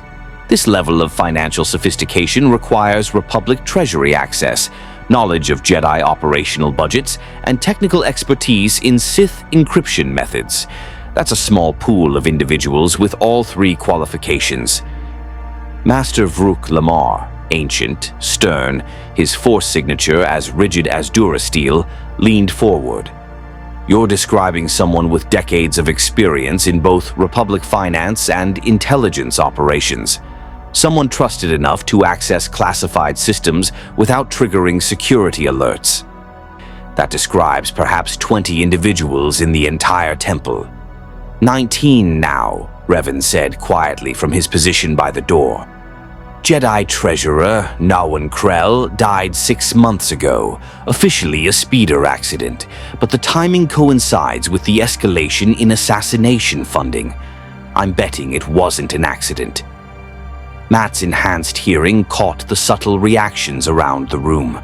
Sharp intakes of breath, elevated heart rates, the chemical signatures of shock and realization. Someone in this chamber hadn't known about Krell's death being suspicious. Someone else had known and was trying to hide their knowledge. If Krell discovered the conspiracy and was killed for it, Master Vandar said slowly, then the traitor knew they were being investigated 6 months ago. They've had time to cover their tracks, eliminate evidence, perhaps even prepare contingencies. "Or accelerate their timeline," Matt said. The assassination tempo increased dramatically after Krell's death. 17 murders in 4 months versus only 6 in the 2 years prior. The traitor is rushing towards some kind of endgame, which means we're running out of time to stop them. "What endgame?" asked Master Jar Lestin, his Force signature carrying decades of wisdom mixed with deep-seated worry. "What could justify this level of conspiracy? What goal requires destabilizing the entire Republic government?" Matt pulled up another data cluster on his pad, the audio readout describing communication logs recovered from the encrypted datapad.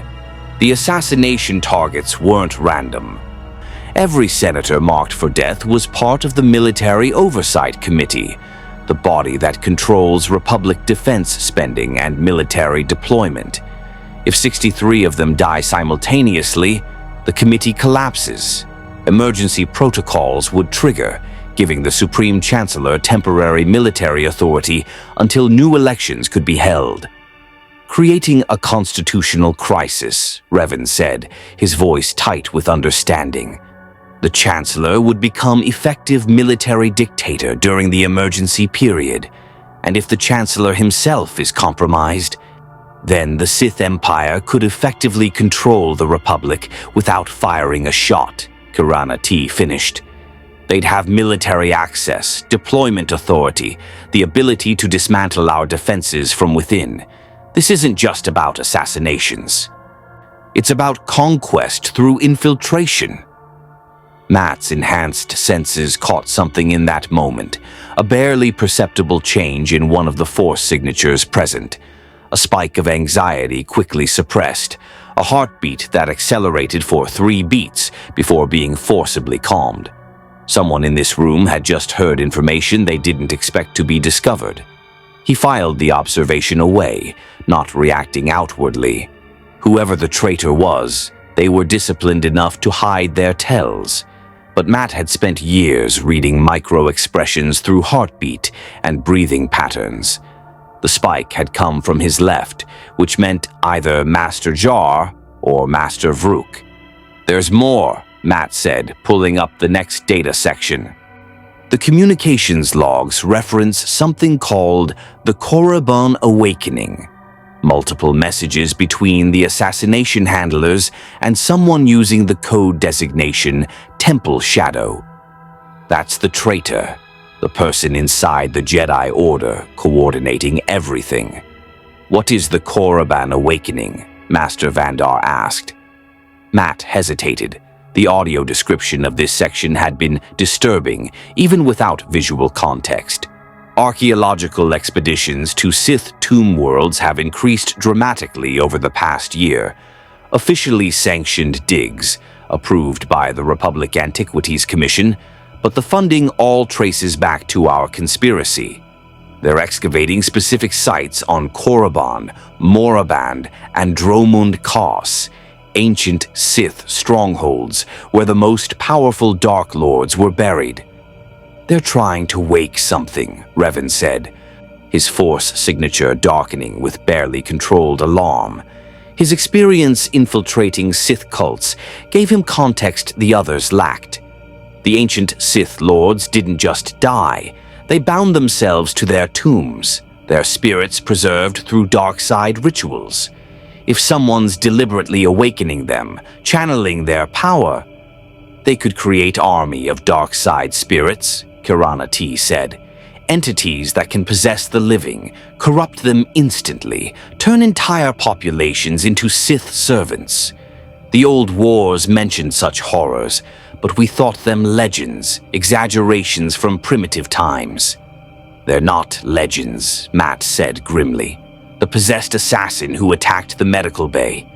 That wasn't just remote force control, that was multiple Sith spirits channeling through a living host, burning them alive for one final strike.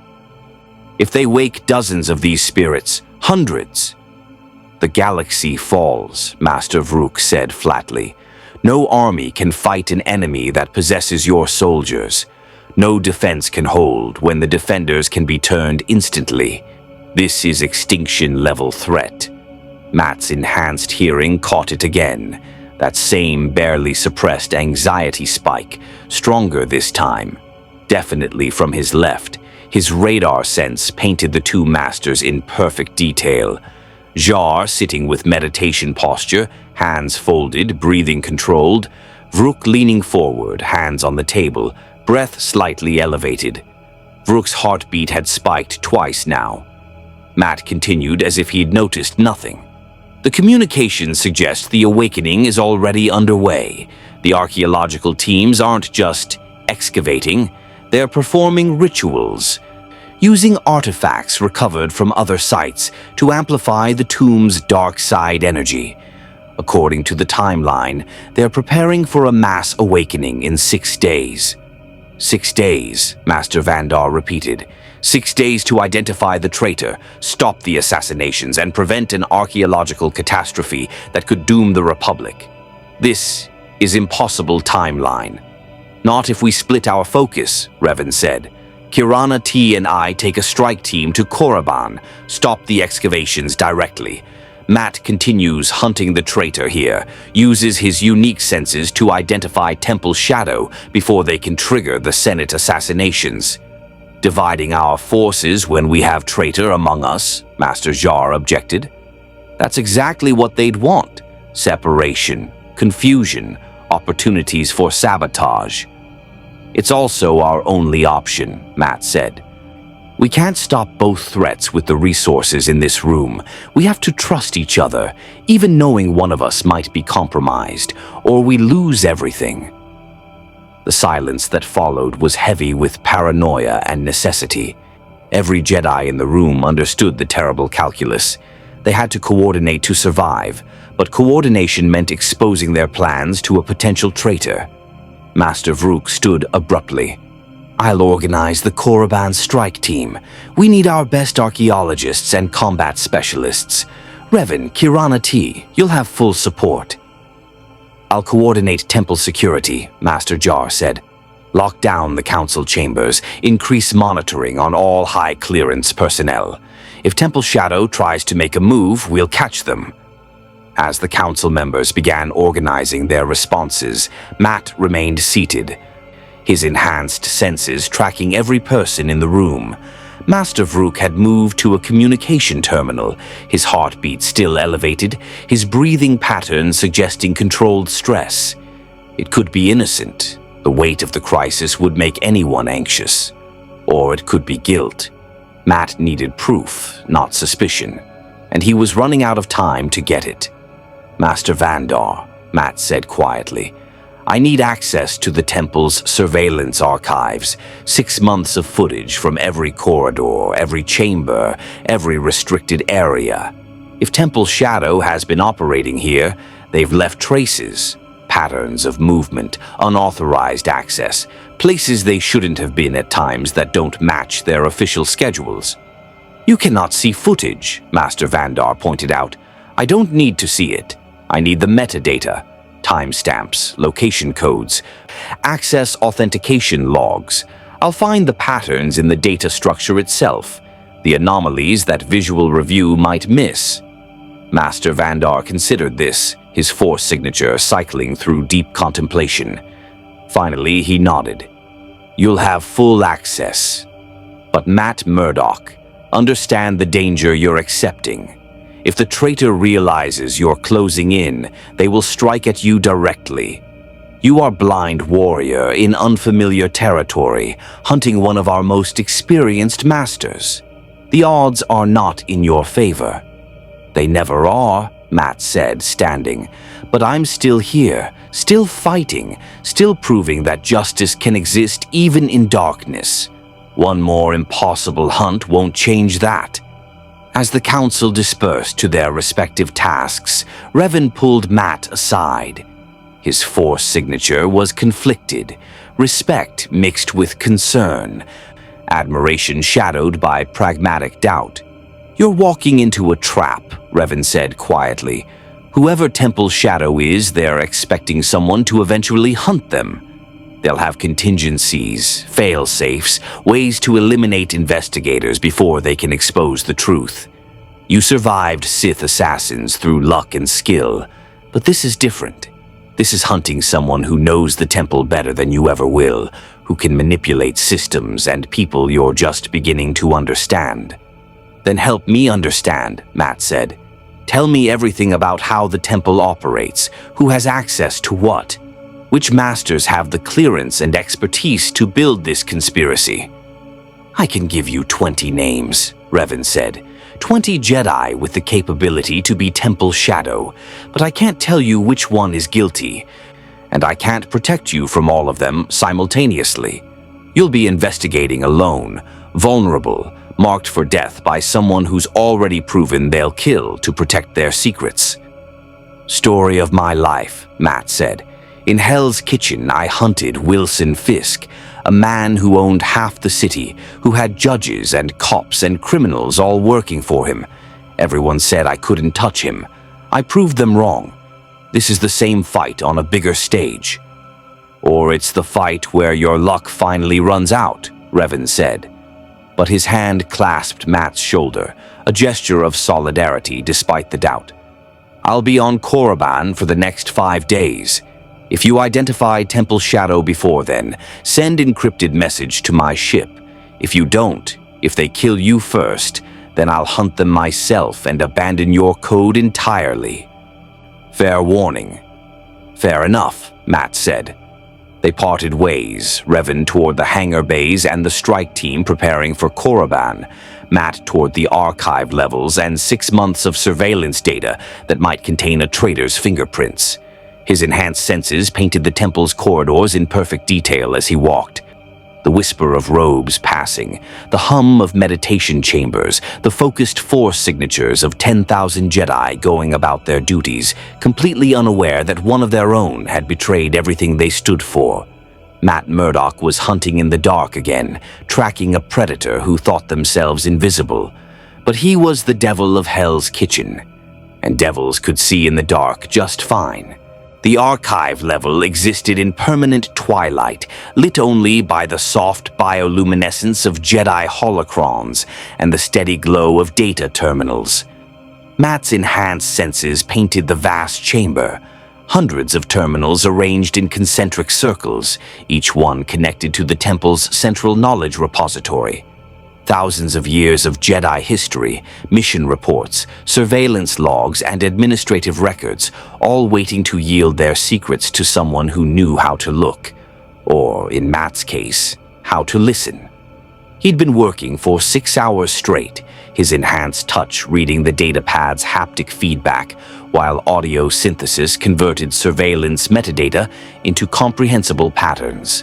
6 months of logs from every restricted area in the temple, council chambers, treasury vaults, communication arrays, artifact storage, even the sealed sections where forbidden Sith knowledge was kept under maximum security. The data painted a picture of temple life in minute detail. 10,000 Jedi moving through their routines, accessing areas according to their clearances, their movements creating patterns as predictable as tidal flows. Masters taught Padawans, knights conducted missions, archivists maintained records.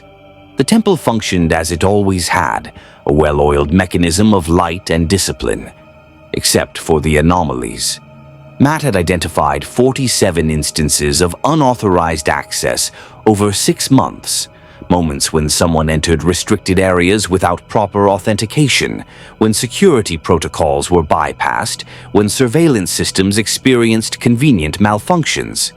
Each incident was minor, easily explained as technical glitch or administrative oversight, but together they formed a pattern, and the pattern had a shape.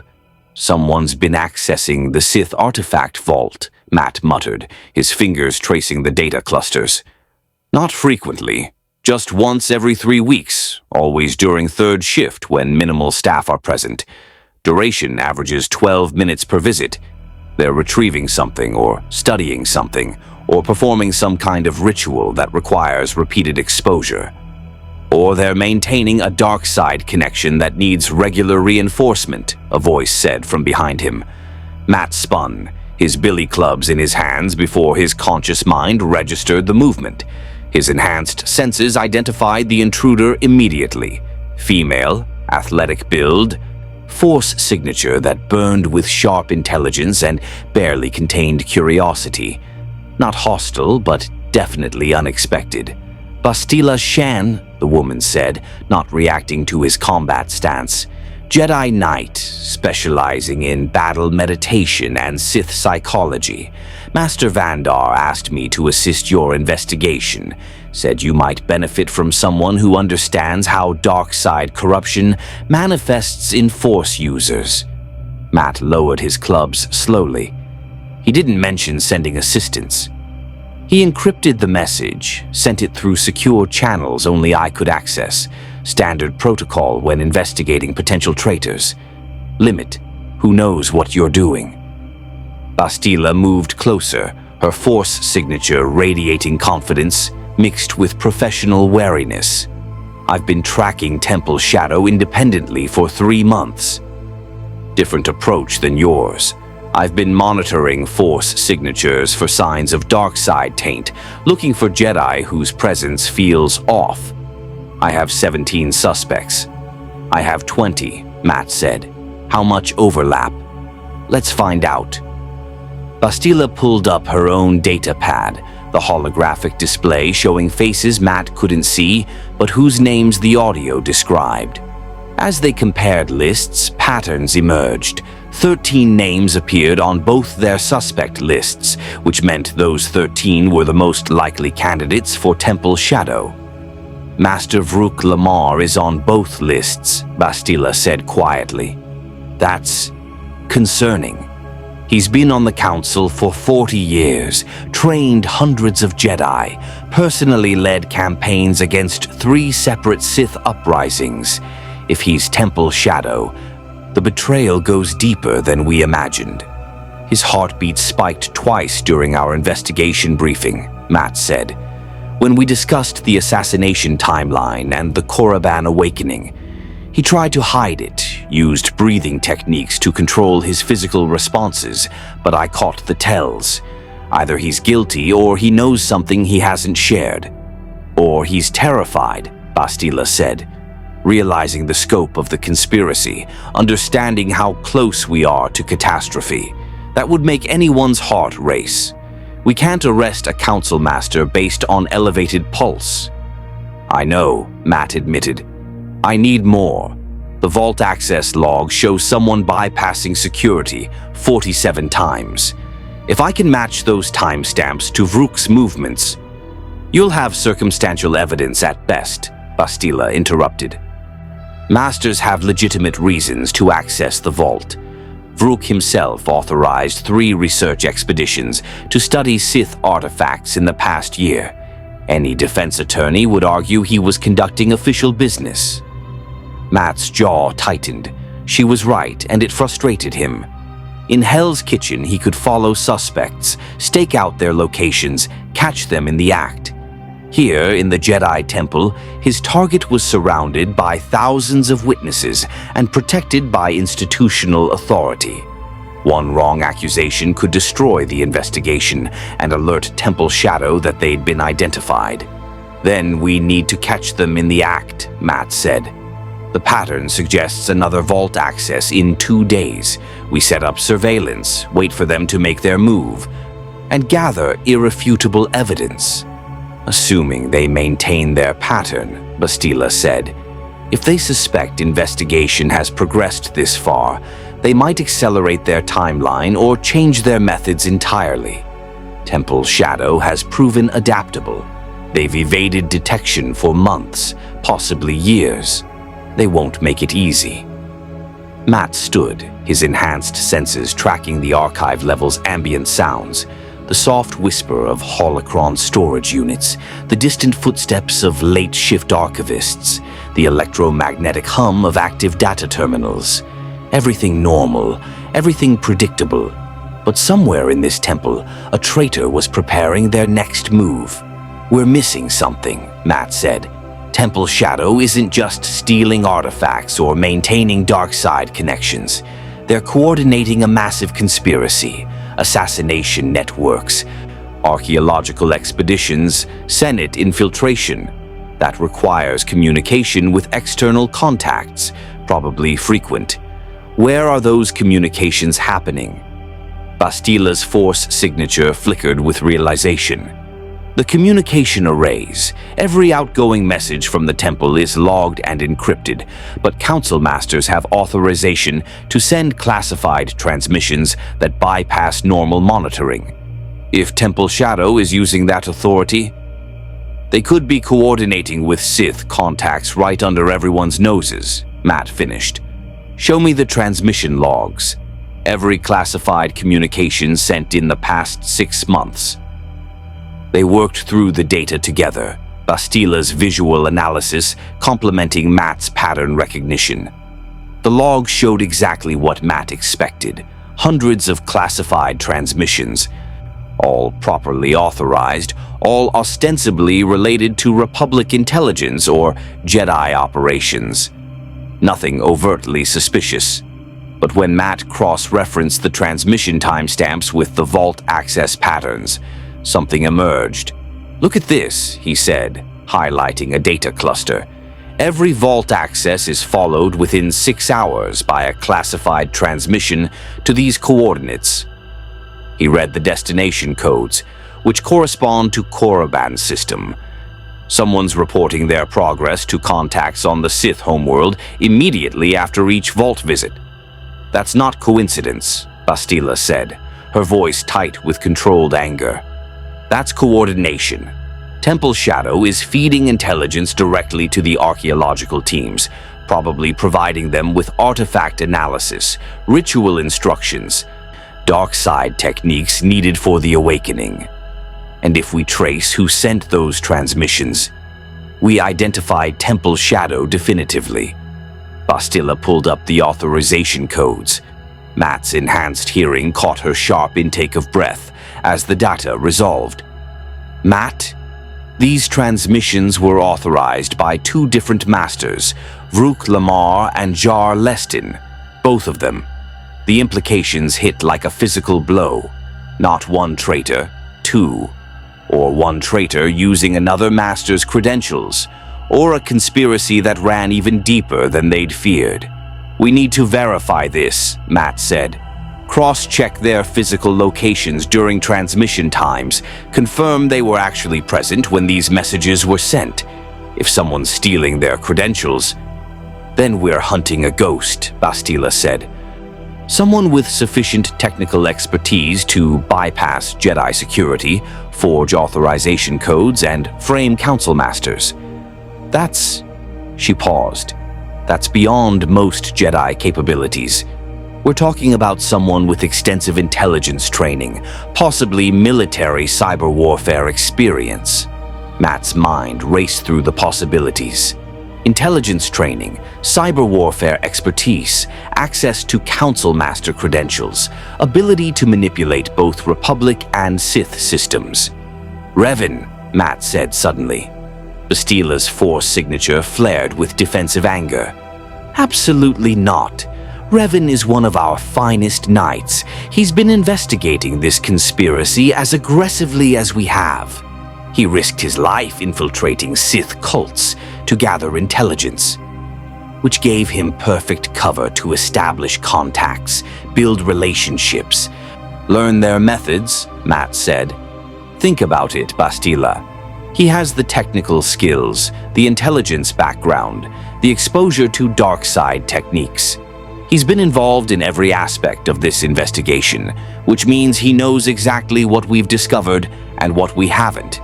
And he's conveniently leaving for Korriban tomorrow, putting himself at the archaeological sites right when the awakening is scheduled. That's paranoid speculation, Bastila snapped. Revan is a hero. He's saved countless lives, stopped multiple Sith operations, personally trained dozens of Jedi Knights. Your suspicion is based on capability, not evidence. My suspicion is based on pattern recognition, Matt countered. The same patterns that identified the financial conspiracy, the vault access, the transmission coordination. Revan fits the profile perfectly. Too perfectly. He's exactly where he needs to be when he needs to be there, with perfect explanations for everything. Or he's a dedicated Jedi doing his job, Bastila said coldly. I won't help you investigate Revan based on blind suspicion. Find actual evidence or leave him alone. The tension stretched between them, Matt's analytical certainty against Bastila's emotional loyalty. Both understood the stakes, both knew that a wrong accusation could destroy their investigation, but neither was willing to back down. Then Matt's enhanced hearing caught something that changed everything. Footsteps in the archive level, moving with purpose. Multiple contacts, coordinated approach, surrounding their position. His radar sense painted 6 figures, all armed, all converging on their location with tactical precision. We're not alone, Matt said quietly. 6 hostiles surrounding us. Professional formation, military training. This isn't random patrol. Bastila's hand moved to her lightsaber. Temple guards. Wrong equipment signature. These are carrying blasters, not lightsabers. And their force signatures. Matt's enhanced senses screamed warnings. They're corrupted, dark side users, Sith assassins inside the temple. Impossible, Bastila whispered. Temple security would have detected. Unless someone gave them access codes, Matt said. Unless Temple Shadow let them in specifically to eliminate investigators who got too close. We need to move, now. They ran through the archive level, Matt's enhanced senses, guiding them through the maze of terminals and holocron storage. Behind them, the assassins pursued with cold efficiency, their corrupted force signatures blazing like beacons in Matt's perception. Blaster fire crackled through the chamber, plasma bolts that Matt tracked by sound and dodged with enhanced reflexes. Bastila ignited her lightsaber, the yellow blade humming with contained power. She deflected incoming fire while Matt led them toward an emergency exit his radar sense had identified. But the assassins were anticipating their escape route. 2 more waiting at the exit, lightsabers drawn, ready to cut them down. Trap, Matt said. They're herding us toward... The floor exploded beneath them. Not metaphorically, actual detonation charges hidden in the archive floor, triggered remotely, designed to send them plummeting into the maintenance levels 3 stories below. Matt felt the structural supports giving way, felt gravity claiming them, felt the terrible certainty that this was exactly what Temple Shadow had planned. He grabbed Bastila, using his enhanced proprioception to orient their fall, to position them for the impact that was coming. And then they were caught.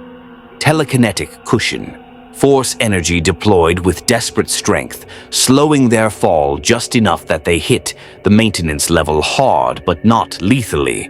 Matt's enhanced senses identified their savior immediately.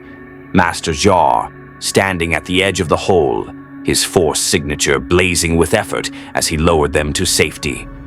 "Go," Jar commanded. "Temple Shadow knows you're close. They've activated fail-safes, sent assassins to silence you. I'll hold them here. You must reach the council. Expose the traitor before they can trigger the Senate assassinations." "Master Jar," Bastila began. "That's an order, Knight Shan." Jar's lightsaber ignited, green blade ready to face the 6 assassins descending after them. "Protect the blind warrior. He's our only chance to identify Temple Shadow before it's too late."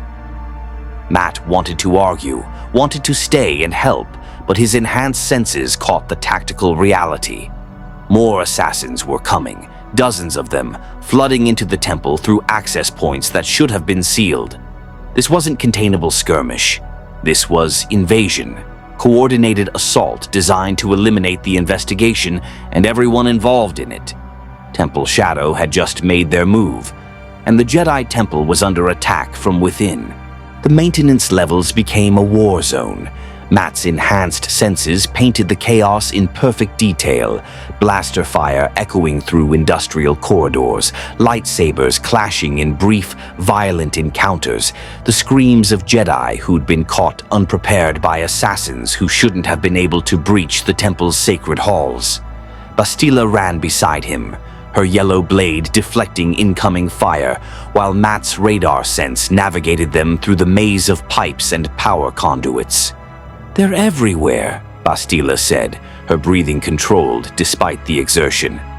30 assassins minimum, coordinated assault on multiple levels. This isn't opportunistic strike. This is full military operation. Someone gave them complete temple schematics, access codes, guard rotation schedules. "Temple Shadow," Matt confirmed. "They knew we were closing in. Decided to burn everything rather than risk exposure. Kill the investigators, slaughter enough Jedi to create chaos, escape in the confusion." They reached a junction where 3 corridors met. Matt's enhanced hearing caught movement from all directions, assassins converging on their position, cutting off escape routes with practiced efficiency. They were being herded again, driven towards some predetermined kill zone where overwhelming force would finish what the archive explosion had started. "We can't keep running," Bastila said. "Eventually they'll corner us, and even with your senses and my blade, we can't fight 30 dark side assassins. We need reinforcements, need to reach the council chambers where the temple's best defenders are gathering." "That's exactly where they want us to go," Matt said, his enhanced senses tracking the assassins' movements. "Look at the pattern. They're not trying to kill us directly. They're channeling us toward the upper levels, toward the council. Why drive us there instead of eliminating us here?" Bastila's force signature flickered with realization.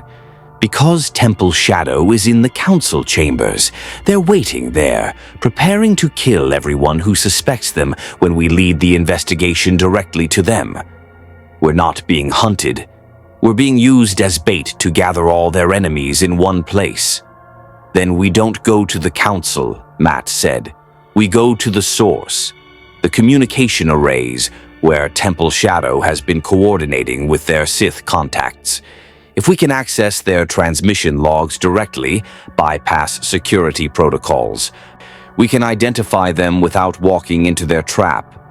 The arrays are in the temple's highest tower, Bastila objected. We'd have to fight through half the invasion force to reach them. Or we use the path they're leaving open, Matt said, his enhanced senses identifying the pattern. The assassins aren't covering the maintenance shafts that run vertically through the temple. They're focused on horizontal corridors, herding us toward council chambers. But if we go up instead of forward, we bypass their containment, Bastila finished. Brilliant and insane. The maintenance shafts aren't designed for climbing. They're service passages for repair droids. Good thing I don't need to see handholds to climb, Matt said, moving toward the nearest shaft access. His enhanced touch mapped the vertical tunnel instantly, smooth durasteel walls with periodic maintenance brackets, emergency lighting conduits, power cables that could serve as improvised handholds. Difficult, but possible. They climbed in darkness that didn't affect Matt's radar sense, but forced Bastila to follow his verbal guidance. 20 meters up, then 40, then 60. The sounds of battle fading below them as they ascended beyond the invasion's main focus. Matt's enhanced hearing tracked every detail, the rhythm of Bastila's breathing growing labored, the stress signals in her muscles, the determination in her force signature burning brighter as exhaustion threatened. "How much farther?" she asked. "Another 30 meters to the communication level," Matt said. "Can you make it?" "I'm Jedi Knight, not civilian," Bastila said, though her breathing suggested she was closer to her limits than she'd admit. "I'll make it." They emerged in a narrow corridor adjacent to the communication arrays, a restricted section where only council masters and senior technicians had authorization. Matt's enhanced senses painted the space, sophisticated equipment humming with electromagnetic activity, data streams flowing through dozens of terminals, security systems that should have stopped them but remained mysteriously inactive. "Someone disabled the security," Bastila observed. "Recently, the systems are still warm from shutdown. Temple Shadow was here within the past hour."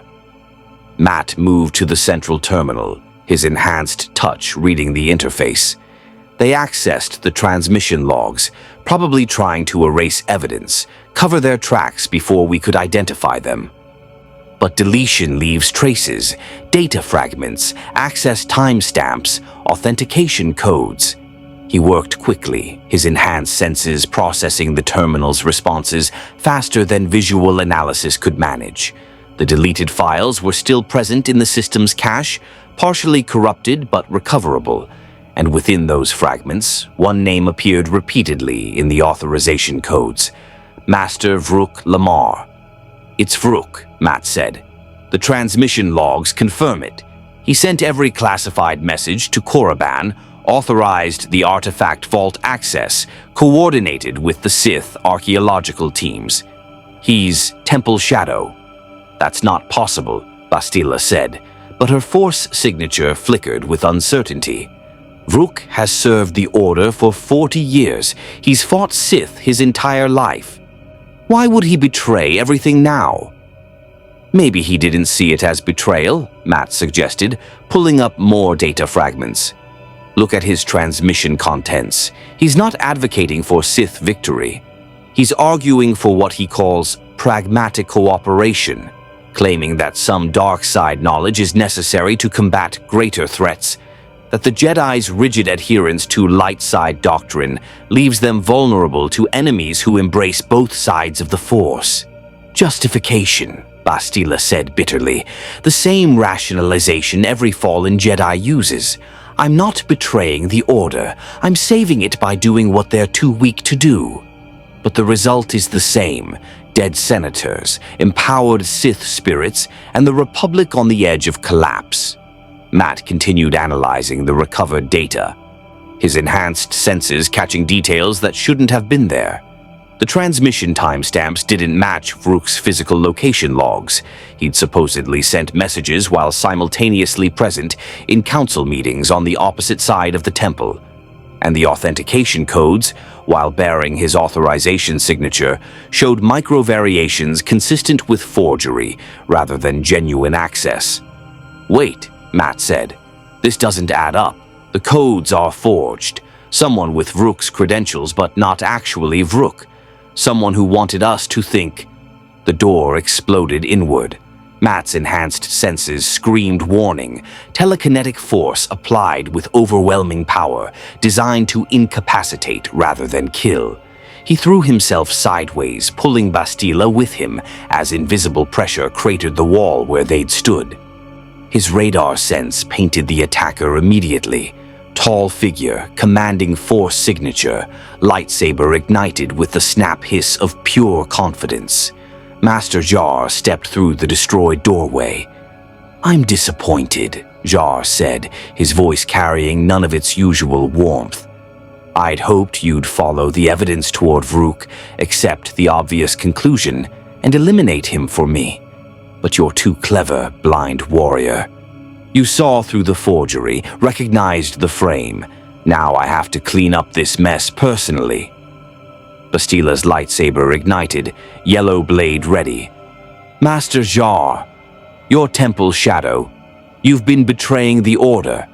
"I've been saving the Order," Jar corrected, his force signature darkening with unveiled corruption. "The Jedi are dying, slowly, inevitably, strangled by their own dogma. We cling to the light side, rejecting half our potential, while Sith embrace full spectrum of the Force and grow stronger. I've spent decades watching us lose, watching our enemies innovate while we stagnate. The Korriban Awakening isn't about destroying the Republic, it's about forcing the Jedi to evolve or die. By awakening ancient Sith spirits that will possess thousands," Matt said, rising to his feet. "By murdering senators who stood in your way. By creating chaos and death on a scale that would make Hell's Kitchen's worst criminals look like amateurs." "Acceptable casualties," Jar said. "Compared to the alternative, the slow death of everything the Jedi represent, a brief period of chaos is cheap price. When the awakening completes, when the Jedi are forced to embrace dark side techniques to survive, we'll emerge stronger, ready to face threats that our current weakness cannot stop." "You're insane," Bastila said. "I'm pragmatic," Jar countered. "And I'm tired of explaining myself to idealists who can't see beyond their comfortable principles. Bastila, stand aside. I trained you, mentored you, made you the knight you are. Don't throw away your life defending a blind vigilante from another dimension. That blind vigilante has more integrity than you've shown in 40 years, Bastila said, moving into combat stance beside Matt. "If you want to kill him, you'll have to go through me first." Jar's force signature blazed with disappointed anger. "So be it." He attacked with devastating speed, his lightsaber a blur of green plasma that Bastila barely deflected. The clash sent sparks cascading through the corridor, electromagnetic feedback that Matt's enhanced senses tracked like fireworks. Jar's technique was flawless, centuries of Jedi mastery applied with dark side enhancement, making him faster, stronger, more aggressive than any opponent Matt had faced in this galaxy. Matt circled, his billy clubs ready, looking for opening. But Jar's telekinetic awareness covered the entire corridor. Every movement Matt made was anticipated, countered, neutralized. The Jedi Master was fighting two opponents simultaneously while maintaining perfect defensive coverage. "You can't win this," Jar said, pressing his advantage against Bastila. Her yellow blade wove desperate patterns of defense, but she was being driven back, losing ground with every exchange. "I've forgotten more about lightsaber combat than either of you have learned. Surrender, and I'll make your deaths quick." "Counter-proposal," Matt said. "You surrender, face justice for your crimes, and we don't have to beat you unconscious first." Jar laughed. Bold words from man who can't even see his enemy. What do you think you can do against Jedi Master Blind Warrior? Your enhanced senses let you fight common assassins, but I am beyond your capabilities. I move through the Force itself, operate on levels you can't perceive. Maybe, Matt admitted, but you're assuming I need to perceive you the way you perceive yourself. He threw both billy clubs, not at Jar, but at the communication terminals surrounding them. The impact shattered sensitive equipment, sending electromagnetic feedback cascading through the systems. For a fraction of a second, the force-conducting conduits woven through the temple's infrastructure overloaded, creating interference that disrupted Jar's telekinetic awareness. Matt charged into that moment of disruption, his enhanced senses tracking Jar's exact position despite the electromagnetic chaos. His first strike targeted Jar's knee, hyperextension designed to compromise mobility. The Master twisted aside, but the attack forced him to break his offensive against Bastila, giving her space to recover. They fought as a team, Bastila's lightsaber drawing Jar's focus, while Matt struck from blind spots, targeting joints and pressure points that lightsabers couldn't defend. Jar was more skilled, more powerful, enhanced by dark side techniques they couldn't match, but they were coordinated, unpredictable, forcing him to divide his attention between visual and sensory threats. "You're delaying the inevitable," Jar snarled, but Matt's enhanced hearing caught the strain in his voice. The Master was tiring, burning through his reserves to maintain dominance against two coordinated opponents. Then Bastila unleashed her unique ability, battle meditation, force technique that enhanced allies and suppressed enemies through sheer projected will. Her force signature exploded outward, filling the corridor with concentrated light that pushed against Jar's darkness. Matt felt the effect immediately. His reflexes sharpened, his enhanced senses gained clarity, his strikes landed with perfect precision. Jar felt it too. Suppression, resistance, his dark side techniques weakening under Bastila's focused opposition. He roared with frustrated fury and unleashed force lightning, blue-white electricity arcing toward Bastila with killing intent. Matt tackled her, throwing them both aside as the lightning scorched the corridor where she'd stood. His enhanced senses caught the thermal signature, the ozone, the sheer destructive power of Darkseid's most lethal technique. If that connected, even Bastila's lightsaber deflection wouldn't save her. "I'm done playing," Jar said, gathering energy for another attack. "I'll kill you both, erase the evidence, and blame your deaths on the Sith invasion. The awakening continues, the Jedi evolve, and your principles die with you, blind fool." Matt stood slowly, positioning himself between Jar and Bastila. His billy clubs were across the corridor, too far to retrieve. His enhanced senses painted Jar in perfect detail, the Master gathering force lightning in both hands, preparing to unleash enough power to incinerate them both. One chance, one moment, one choice between his principles and survival. Matt Murdock refused to kill. But refusing to kill didn't mean refusing to stop evil by any means necessary. "Bastila," he said quietly, "when I move, hit him with everything you have. Don't hold back. Matt, you can't trust me." He charged directly at Jar, no feints, no misdirection. Just blind warrior running straight into lightning that would kill him instantly. Jar's expression, which Matt sensed through the Master's elevated heartbeat and surprised breathing, showed confused satisfaction. The fool was committing suicide. Then Matt dropped into a slide, his enhanced proprioception letting him calculate the angle perfectly. He passed under Jar's raised arms, between his legs, emerging behind the Master in the split second before the lightning discharged. Jar's force lightning erupted forward, hitting nothing but empty corridor. And in that moment of overextension, of power released and unable to be recalled, Bastila struck. Her battle meditation concentrated into a spear of pure force energy, amplified by desperation and righteous fury.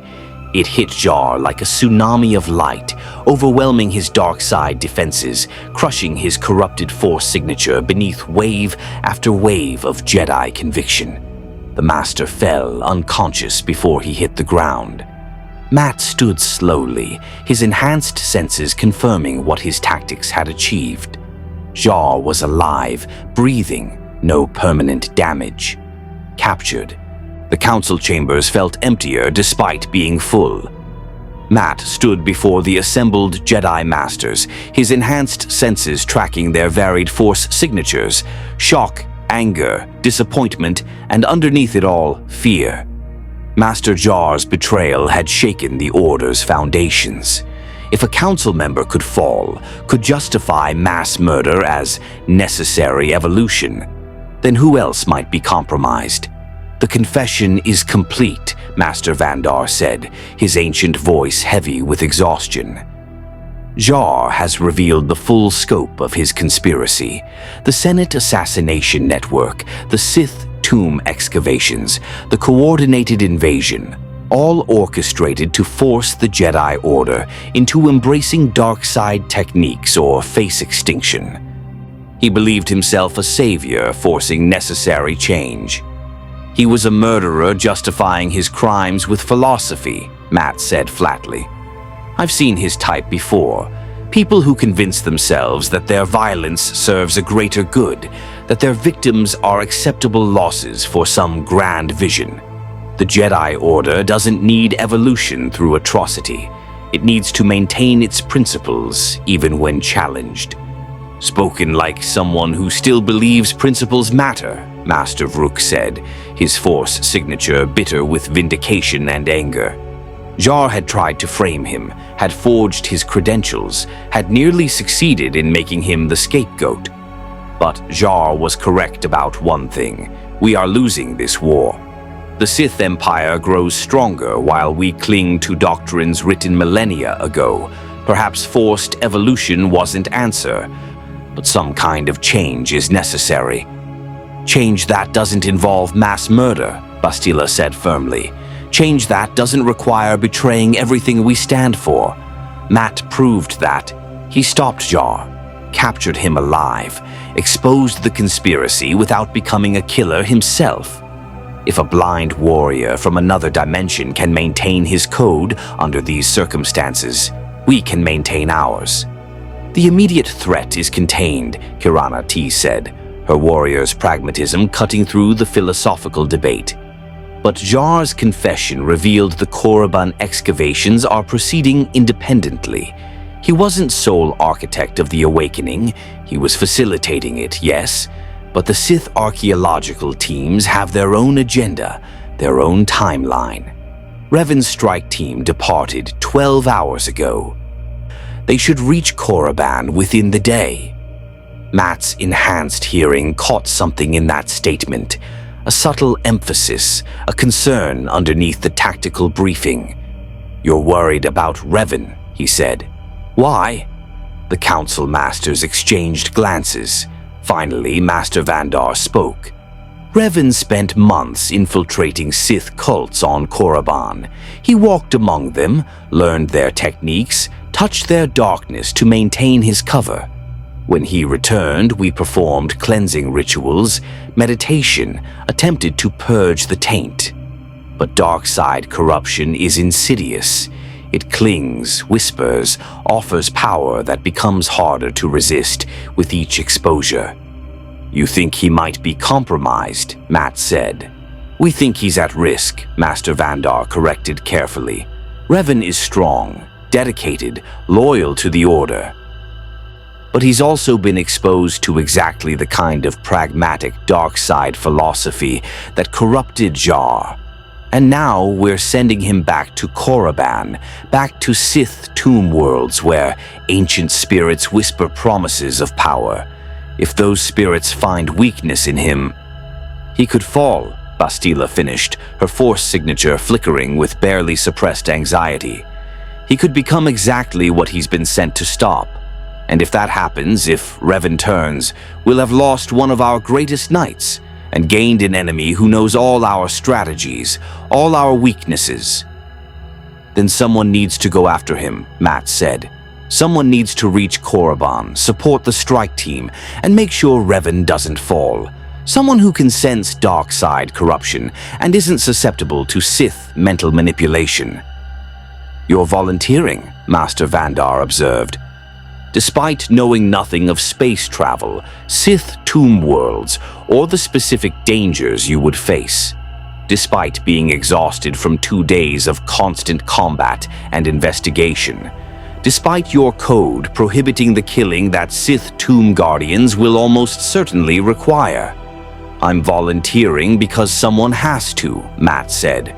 Revan helped me when I first arrived, watched my back, taught me about your galaxy, gave me a chance to prove my principles work even here. If he's at risk of falling to darkness because of the mission we sent him on, then yes, I'm going after him. Noble sentiment, Master Vrook said, but your blind warrior who can barely navigate our temple, let alone ancient Sith tombs filled with force traps, possessed guardians, and archaeological dangers specifically designed to kill intruders. You'd be liability to the strike team, not asset. Unless I can sense things they can't, Matt countered. Jar said my ability to perceive dark side corruption was unique, that I see through force illusions that fool even trained Jedi. If the tomb spirits try to possess team members, try to corrupt them from within, I'll sense it before anyone else. That makes me exactly the asset they need. The council fell silent, considering. Matt's enhanced senses tracked their force signatures, doubt mixed with desperate hope, pragmatism fighting against idealism. They needed him, even if they were reluctant to admit it. I'll go with him, Bastila said suddenly. My battle meditation can protect against possession, and my Sith psychology training gives me insight into tomb world dangers. Between Matt's sensing and my defense, Korriban's atmosphere hit Matt like a physical assault. The moment the Hawk's flight descended through the blood-red clouds, his enhanced senses recoiled from the wrongness saturating the planet. Every breath tasted of ancient death. Every sound echoed with whispers too faint to understand, but too present to ignore. And the force signatures, thousands of them, twisted and corrupted, burning with malevolent hunger from within the tombs themselves. The dark side is strong here, Bastila said, her voice tight with controlled tension. Centuries of Sith death and ritual have soaked into the planet's core. Even the rocks radiate corruption. This is why the Jedi avoid Korriban. Extended exposure can compromise even masters. Matt's radar sense painted the landscape as they approached the strike team's coordinates. Massive stone structures carved into canyon walls, statues of ancient Sith lords towering hundreds of feet high and deep within the valleys. The tomb entrances, gaping maws that seemed to swallow light itself. His enhanced hearing caught sounds that shouldn't exist, chanting in dead languages, screams that might have been wind through rock formations or might have been the anguished dead. And underneath it all, rhythmic pulsing like a planetary heartbeat.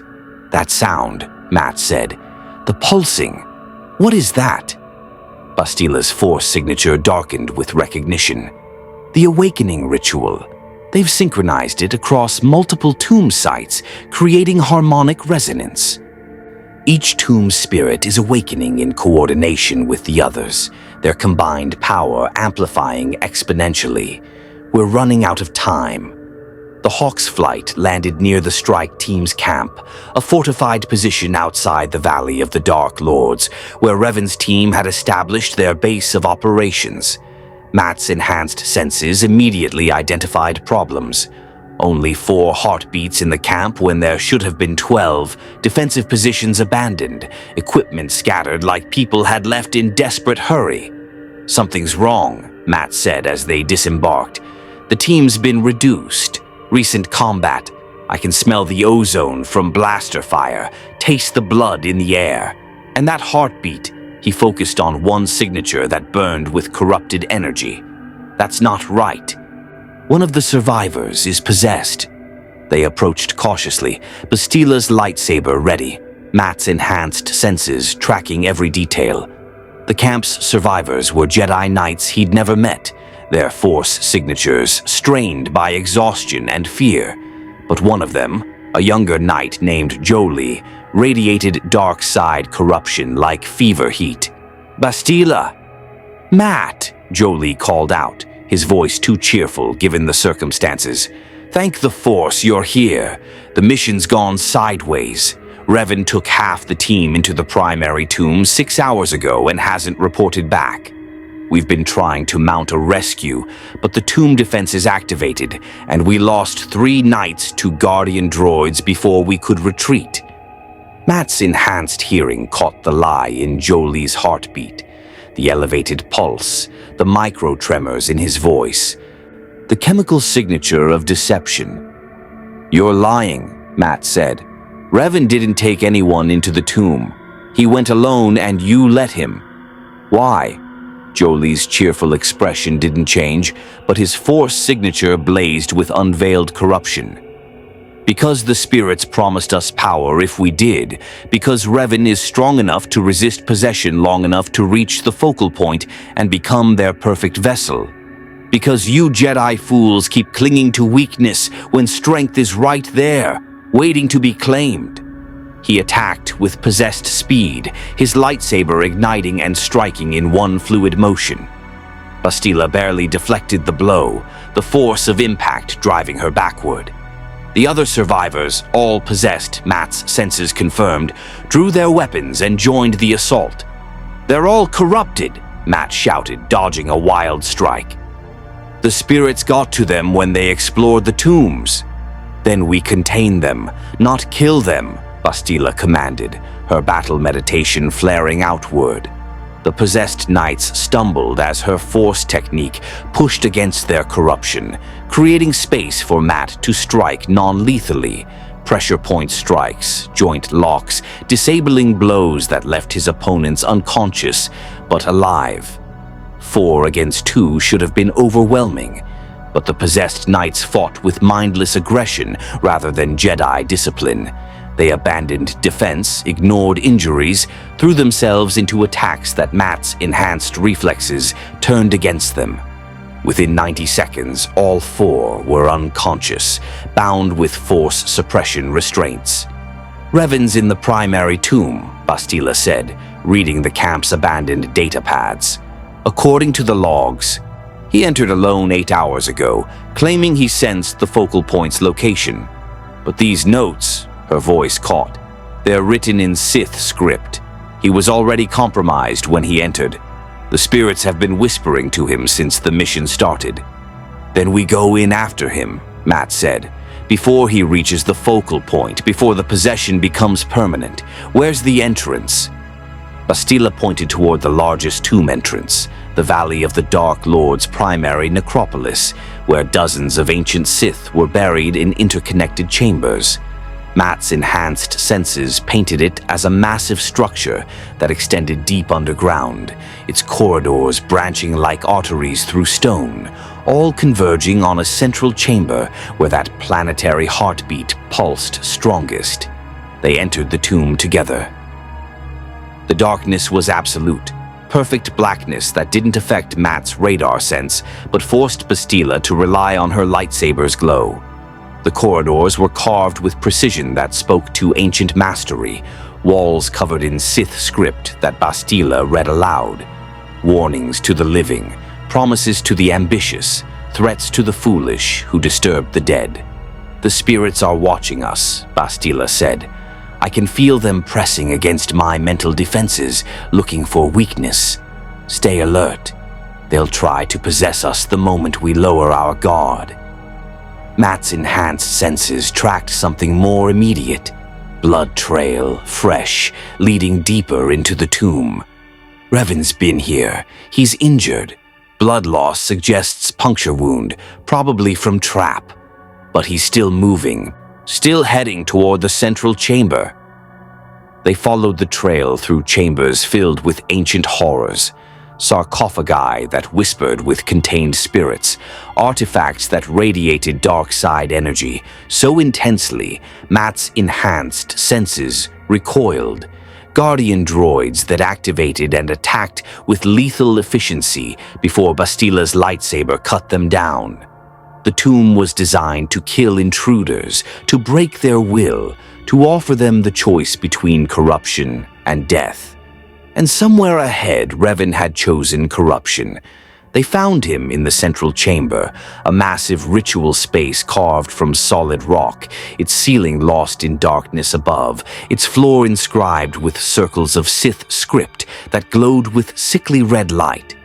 At the chamber's center stood an altar, and on that altar rested the focal point, a crystalline structure that pulsed with captured spirits, each one a flame of concentrated dark side energy waiting to be unleashed. Revan stood before the altar, his Force signature barely recognizable beneath layers of possession. Multiple Sith spirits had taken residence in his body, burning through his resistance, overwriting his personality with their ancient hunger. "Revan," Bastila called out, "fight it. You're stronger than their corruption." He turned toward them, and Matt's enhanced senses painted a picture of horror. Revan's body moving with coordinated precision of multiple controlling minds, his voice layered with different speakers, his Force signature a twisted amalgamation of light consumed by darkness. "Revan is gone," the layered voices said, "consumed by purpose greater than himself. We are the ancient masters, the Sith lords who transcended death through power. We have waited centuries for vessels strong enough to contain our combined strength. Now we rise, and the galaxy falls before us." "No," Matt said, stepping forward. "Revan's still in there. I can sense him, that tiny flame of light buried beneath your corruption. He's fighting you, resisting even now. He hasn't given up, and neither will we." "Fool," the possessed Revan said. "You cannot fight what you cannot kill. We are spirits, immortal, eternal. Destroy this body and we simply find another host. You have no weapon against us." "Maybe not," Matt admitted, "but I have something better. Faith that people can resist evil even when it seems impossible. Faith that one person's refusal to give up can inspire others. Faith that darkness only wins when good people stop believing they can fight it." He moved closer, his enhanced senses tracking the focal point structure, crystalline matrix containing dozens of spirit essences, all channeling through Revan's body like conduit. The spirits were using him as lens to focus their combined power, burning through his resistance to create a permanent possession that would let them walk the galaxy again. "Bastila," Matt said quietly, "the focal point.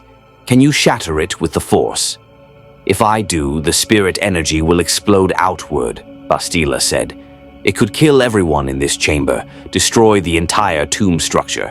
But yes, I could shatter it." "Then get ready," Matt said. "When I give the signal, hit it with everything you have. Break the matrix, scatter the spirits. Give Revan a chance to reclaim himself." "Matt, you're standing right next to it."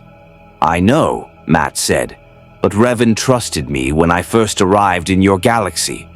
Watched my back, gave me a chance to prove my code works.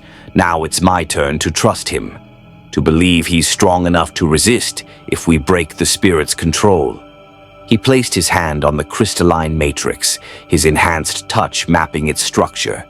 Intricate lattice of dark side energy, each spirit bound to specific resonance frequencies. The wrongness of it burned against his enhanced senses like acid, but he held firm. "Revan," Matt said, speaking directly to whatever remained of his friend beneath the possession. "I know you can hear me. I know you're fighting. You told me that my principles would break in this galaxy, that mercy is luxury you can't afford. But I proved you wrong. I caught Jar without killing him. I stopped the temple invasion without becoming a murderer. I've maintained my code through everything your galaxy threw at me, and now I'm asking you to maintain yours. Fight the spirits, resist the corruption. Be the Jedi Knight who gave a blind warrior from another dimension a chance to make a difference." The possessed Revan's layered voices laughed. "Touching speech. It changes nothing." "Doesn't it?" Matt said. "Because I can sense something changing. That tiny flame of light in Revan, it's growing, fighting back, refusing to be consumed. You're losing him, and you know it."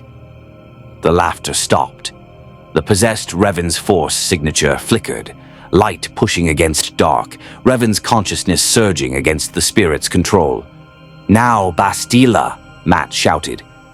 "Break it!" Her battle meditation concentrated into a spear of pure force energy and struck the crystalline matrix with overwhelming power.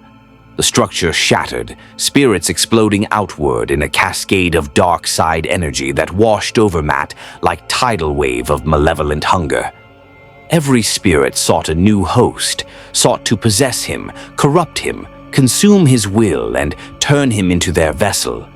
They crashed against his mind with terrible pressure, offering power, promising strength, whispering that he could save everyone if he just embraced their darkness. Matt Murdock, the devil of Hell's Kitchen, refused. His code wasn't just principles, it was identity, foundation, the core of who he was. He'd spent years resisting the temptation to kill, to embrace lethal force, to become the monster, to fight monsters. These spirits offered the same choice with different words, and his answer remained the same. No. The spirits recoiled from his refusal, unable to find purchase in a mind that had spent a lifetime fortifying itself against exactly this kind of corruption. They scattered, dissipating, their power broken by the Matrix's destruction and unable to reform without a willing host. And in the aftermath, Revan collapsed. Matt caught him, his enhanced senses confirming what he'd gambled everything on. Revan's force signature was clearing, the possession fading, light burning away the darkness that had nearly consumed him. His friend was still there, still fighting, still the Jedi Knight who'd believed in giving mercy a chance. Did we stop it?" Revan asked weakly. "We stopped it," Matt confirmed. "The focal point is destroyed. The spirits are scattered, and you're still you. The awakening failed." Bastila approached, her force signature radiating exhaustion and relief. "The ritual has collapsed. Without the focal point to coordinate them, the individual tomb spirits can't achieve synchronized awakening. We've disrupted the conspiracy." Revan looked at Matt, and even without seeing his expression, Matt's enhanced senses caught the shame, the gratitude, the profound realization in his force signature. "You saved me. You risked possession yourself to give me a chance to resist. Why?" "Because that's what partners do," Matt said simply. "You watched my back when I arrived. I watched yours when you needed it. That's how this works." "Your code," Revan said, his voice catching. "I doubted it. Thought it was naive, unsustainable, destined to break under real pressure. But you maintained it through everything. Even here, even when facing spirits that required death to stop, you found another way. You proved me wrong." "I proved that principles don't break under pressure," Matt corrected. "They're tested under pressure, refined by it, but they don't break if you refuse to let them. That's the whole point." They emerged from the tomb together, 3 Jedi who'd faced the darkness and refused to become it, who'd stopped an awakening through courage and conviction rather than matching evil with evil. The possessed knights in the camp were already recovering, their corruption fading as the ritual's collapse weakened the spirit's hold. Above them, Korriban's blood-red sky seemed slightly less oppressive. The planetary heartbeat had stopped. The whispers were fading. The galaxy had been saved by a blind warrior who refused to compromise, a Jedi Knight who resisted possession through sheer will, and a Jedi who'd proven that battle meditation could push back even the darkest spirits. And somewhere in hyperspace, as they traveled back to Coruscant, Matt Murdock allowed himself a small smile. Hell's Kitchen's devil had hunted Sith assassins across the galaxy, exposed a traitor in the Jedi Temple, and stopped an awakening that would have doomed trillions, all without becoming a killer himself. The Jedi Temple's council chambers felt different when Matt stood before them 3 days later. The assembled Master's Force signatures carried something new, not just respect, but recognition. They'd watched his mission reports, heard Revan's testimony, seen the evidence of what his principles had accomplished when everyone expected them to fail. Matt Murdock, Master Vandar said, his ancient voice warm with approval. You have exceeded every expectation. You exposed Temple Shadow, prevented the Senate assassinations, stopped the Korriban awakening, and saved Revan from possession, all while maintaining the code you brought from your dimension. You have proven that mercy and justice can coexist even in galaxy at war. More than that, Bastila added from her position beside him, you've challenged the Jedi Order itself to reconsider our assumptions. We've spent generations accepting that some enemies must be killed, that certain threats require lethal force. But you've demonstrated that alternatives exist if we're willing to work harder, think creatively, and refuse to compromise our principles even when it seems impossible. Master Vrook, vindicated from Jar's frame attempt, stood slowly. His Force signature carried grudging respect mixed with lingering skepticism. You've won battles, blind warrior, but wars are longer.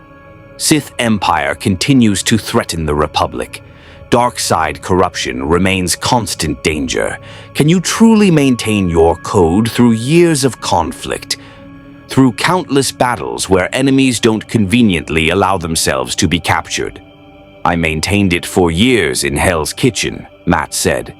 Against organized crime that controlled my city, against death cults that wanted to sacrifice innocents, against vigilantes who thought killing was the only answer.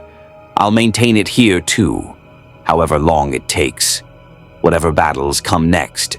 Because the moment I compromise, I lose the fight that actually matters, the fight to prove that justice can exist without becoming vengeance. Noble words, Master Vrook acknowledged. Perhaps you'll have the chance to prove them. The Council has debated your future. You cannot return to your dimension. The ritual that brought you here was one-time event, its components destroyed in the Temple invasion. You are, for better or worse, permanent resident of our galaxy. The news hit harder than Matt expected. No way home, no Hell's Kitchen, no Foggy, no Karen, no familiar streets he could navigate without thinking. Just this alien galaxy with its impossible scale and unfamiliar challenges, but also possibilities, a whole galaxy that needed what he'd proven he could provide. The Council offers you position as consultant, Master Vandar said. Not as Jedi. You are not Force-sensitive in traditional sense, and you have your own code that differs from ours. But as investigator, hunter of those who hide in shadows, specialist in tracking dark side corruption that normal Jedi miss. You would work with various Jedi teams, provide your unique perspective, help us maintain justice across the Republic. Plus, Kirana T added with a hint of amusement in her Force signature, you'd get paid, Republic credits, enough to support yourself, access to Republic resources and technology, better than sleeping in Temple guest quarters and depending on Jedi charity. Matt considered the offer. It wasn't what he'd planned when he woke up in Hell's Kitchen that morning, however many days ago that had been. But it was meaningful work, using his abilities to protect people who needed protection, hunting those who preyed on the innocent. Same fight, different galaxy. I accept, Matt said. On one condition, I work independently. I'll consult with Jedi, coordinate with Republic forces, accept missions that align with my principles. But I don't take orders that would compromise my code. I maintain my independence, same as I did in Hell's Kitchen. Acceptable, Master Vandar said. Though we reserve right to refuse missions if your methods create diplomatic complications or endanger Republic interests. This is partnership, Matt Murdock, not blank check. Fair enough, Matt agreed. Revan stepped forward, his force signature clear and strong now that the Korriban corruption had been purged. I'd like to volunteer as his primary partner. My experience infiltrating Sith, combined with his enhanced senses. We work well together, and I owe him for saving me when the spirits nearly consumed me. You don't owe me anything, Matt said, but I'd welcome the partnership. You know this galaxy, you understand the threats, and you've proven you can resist corruption even when it seems overwhelming. That's exactly the kind of partner I need. The Council approved the arrangement. Over the following weeks, Matt Murdock established himself as a new kind of force in the galaxy. Not Jedi, not Republic agent, but something uniquely his own. The Devil of Coruscant, some called him. The Blind Prophet, others whispered. The warrior who could sense darkness itself and refused to become it. His first official mission came quickly, tracking a Sith infiltration cell in the Senate District. His second, investigating missing Padawans who disappeared near Mandalorian space. His third, hunting an assassin network that made Jar's conspiracy look amateurish. Each mission proved the same thing. His principles weren't just sustainable, they were effective. Capturing instead of killing provided intelligence. Offering mercy to enemies created opportunities for redemption. Maintaining his code inspired others to maintain theirs, creating ripple effects he couldn't predict but could sense through the changing force signatures around him. And on quiet nights, when Matt stood on the temple's observation platforms and his enhanced senses painted Coruscant in all its vast complexity, he thought about Hell's Kitchen, about Foggy and Karen, about the streets he'd protected, about the life he'd lost. But he'd found a new life here, a new city to protect, a whole galaxy, actually. New allies who'd learned to trust his judgment even when it challenged their assumptions. New enemies who'd learned that the blind warrior was not to be underestimated. The Sith who'd tried to summon a weapon had succeeded beyond their nightmares. They'd brought Matt Murdock into their galaxy, and now he was hunting them with the same relentless determination he'd once applied to Wilson Fisk and the Hand. Somewhere in the Sith Empire, in the dark councils and shadowy chambers where ancient evils plotted, they were learning to fear the man without fear.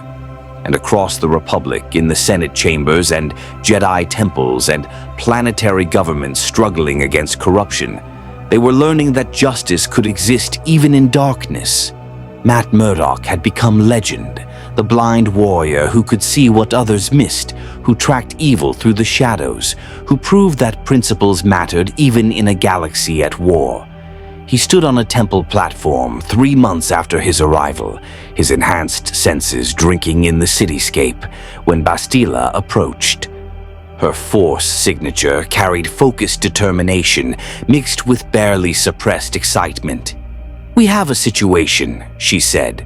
"Sith assassination cell operating in the mid-levels. 17 targets marked for death, all Republic intelligence operatives. They're using force stealth techniques that make them invisible to normal tracking. Master Vandar requested you specifically." Matt smiled behind his mask. "Then let's not keep them waiting." They moved through Coruscant's levels together, Jedi Knight and Blind Warrior, partners in hunting those who thought themselves untouchable. Behind them, the temple's spires reached toward the sky. Ahead of them, somewhere in the city's vast darkness, assassins were operating, and Matt Murdock was hunting. The devil had come to the Star Wars galaxy, and he was just getting started. The galaxy is vast beyond comprehension, filled with trillions of beings struggling against darkness in countless forms. The Sith Empire plots from the shadows, corruption festers in the Republic's Senate, and across thousands of star systems, people suffer under tyranny, violence, and injustice that seems unstoppable. But now, somewhere in that vastness, a blind warrior hunts. Matt Murdock never asked to be pulled from Hell's Kitchen into a galaxy at war. He never asked to become the weapon a Sith ritual tried to create, or the legend that the Jedi Council learned to trust. But he answered the call anyway, bringing with him a code that refused to bend, principles forged in the streets of New York and proven in the spires of Coruscant. He'd exposed traitors, stopped assassinations, prevented awakening that would have doomed billions. He'd captured enemies when killing them seemed inevitable, offered mercy when vengeance seemed justified, and maintained his humanity when becoming a monster seemed necessary. The Jedi Order had been challenged by his presence, forced to question whether their acceptance of lethal force had become too comfortable, whether alternatives existed that they'd stopped considering. Some, like Revan and Bastila, embraced his philosophy and found their own convictions strengthened. Others, like the pragmatic masters, remained skeptical but respectful of what he'd accomplished. And across the galaxy, in cantinas and Senate chambers, in Jedi academies and smuggler dens, a new story was spreading. The tale of the blind warrior who could sense darkness itself, who hunted with justice rather than vengeance, who proved that light could exist without compromising itself to fight evil. The Sith assassination networks had learned to fear him. The Republic had learned to request him. And somewhere in the unknown regions, where the darkest threats gathered, ancient powers were taking notice of the anomaly that had entered their galaxy. The man who shouldn't exist, whose principles shouldn't work, but who kept proving everyone wrong. Matt Murdock stood at the beginning of something larger than himself. Hunting Sith across star systems, protecting innocents on worlds whose names he couldn't pronounce, proving day after day that his code wasn't naive idealism, but practical philosophy that saved lives more effectively than matching brutality with brutality. The galaxy had tried to break him. It had failed. Now he was helping break its cycles of violence, one captured assassin at a time, one redeemed enemy at a time, one mission where mercy proved stronger than murder. Hell's Kitchen's devil had become the galaxy's conscience, the blind warrior who could see what others missed, who sensed corruption before it spread, who offered justice when vengeance seemed inevitable. The Sith had wanted to create the perfect weapon. They'd brought Matt Murdock instead. And the galaxy would never be the same. May the Force be with you. More stories await.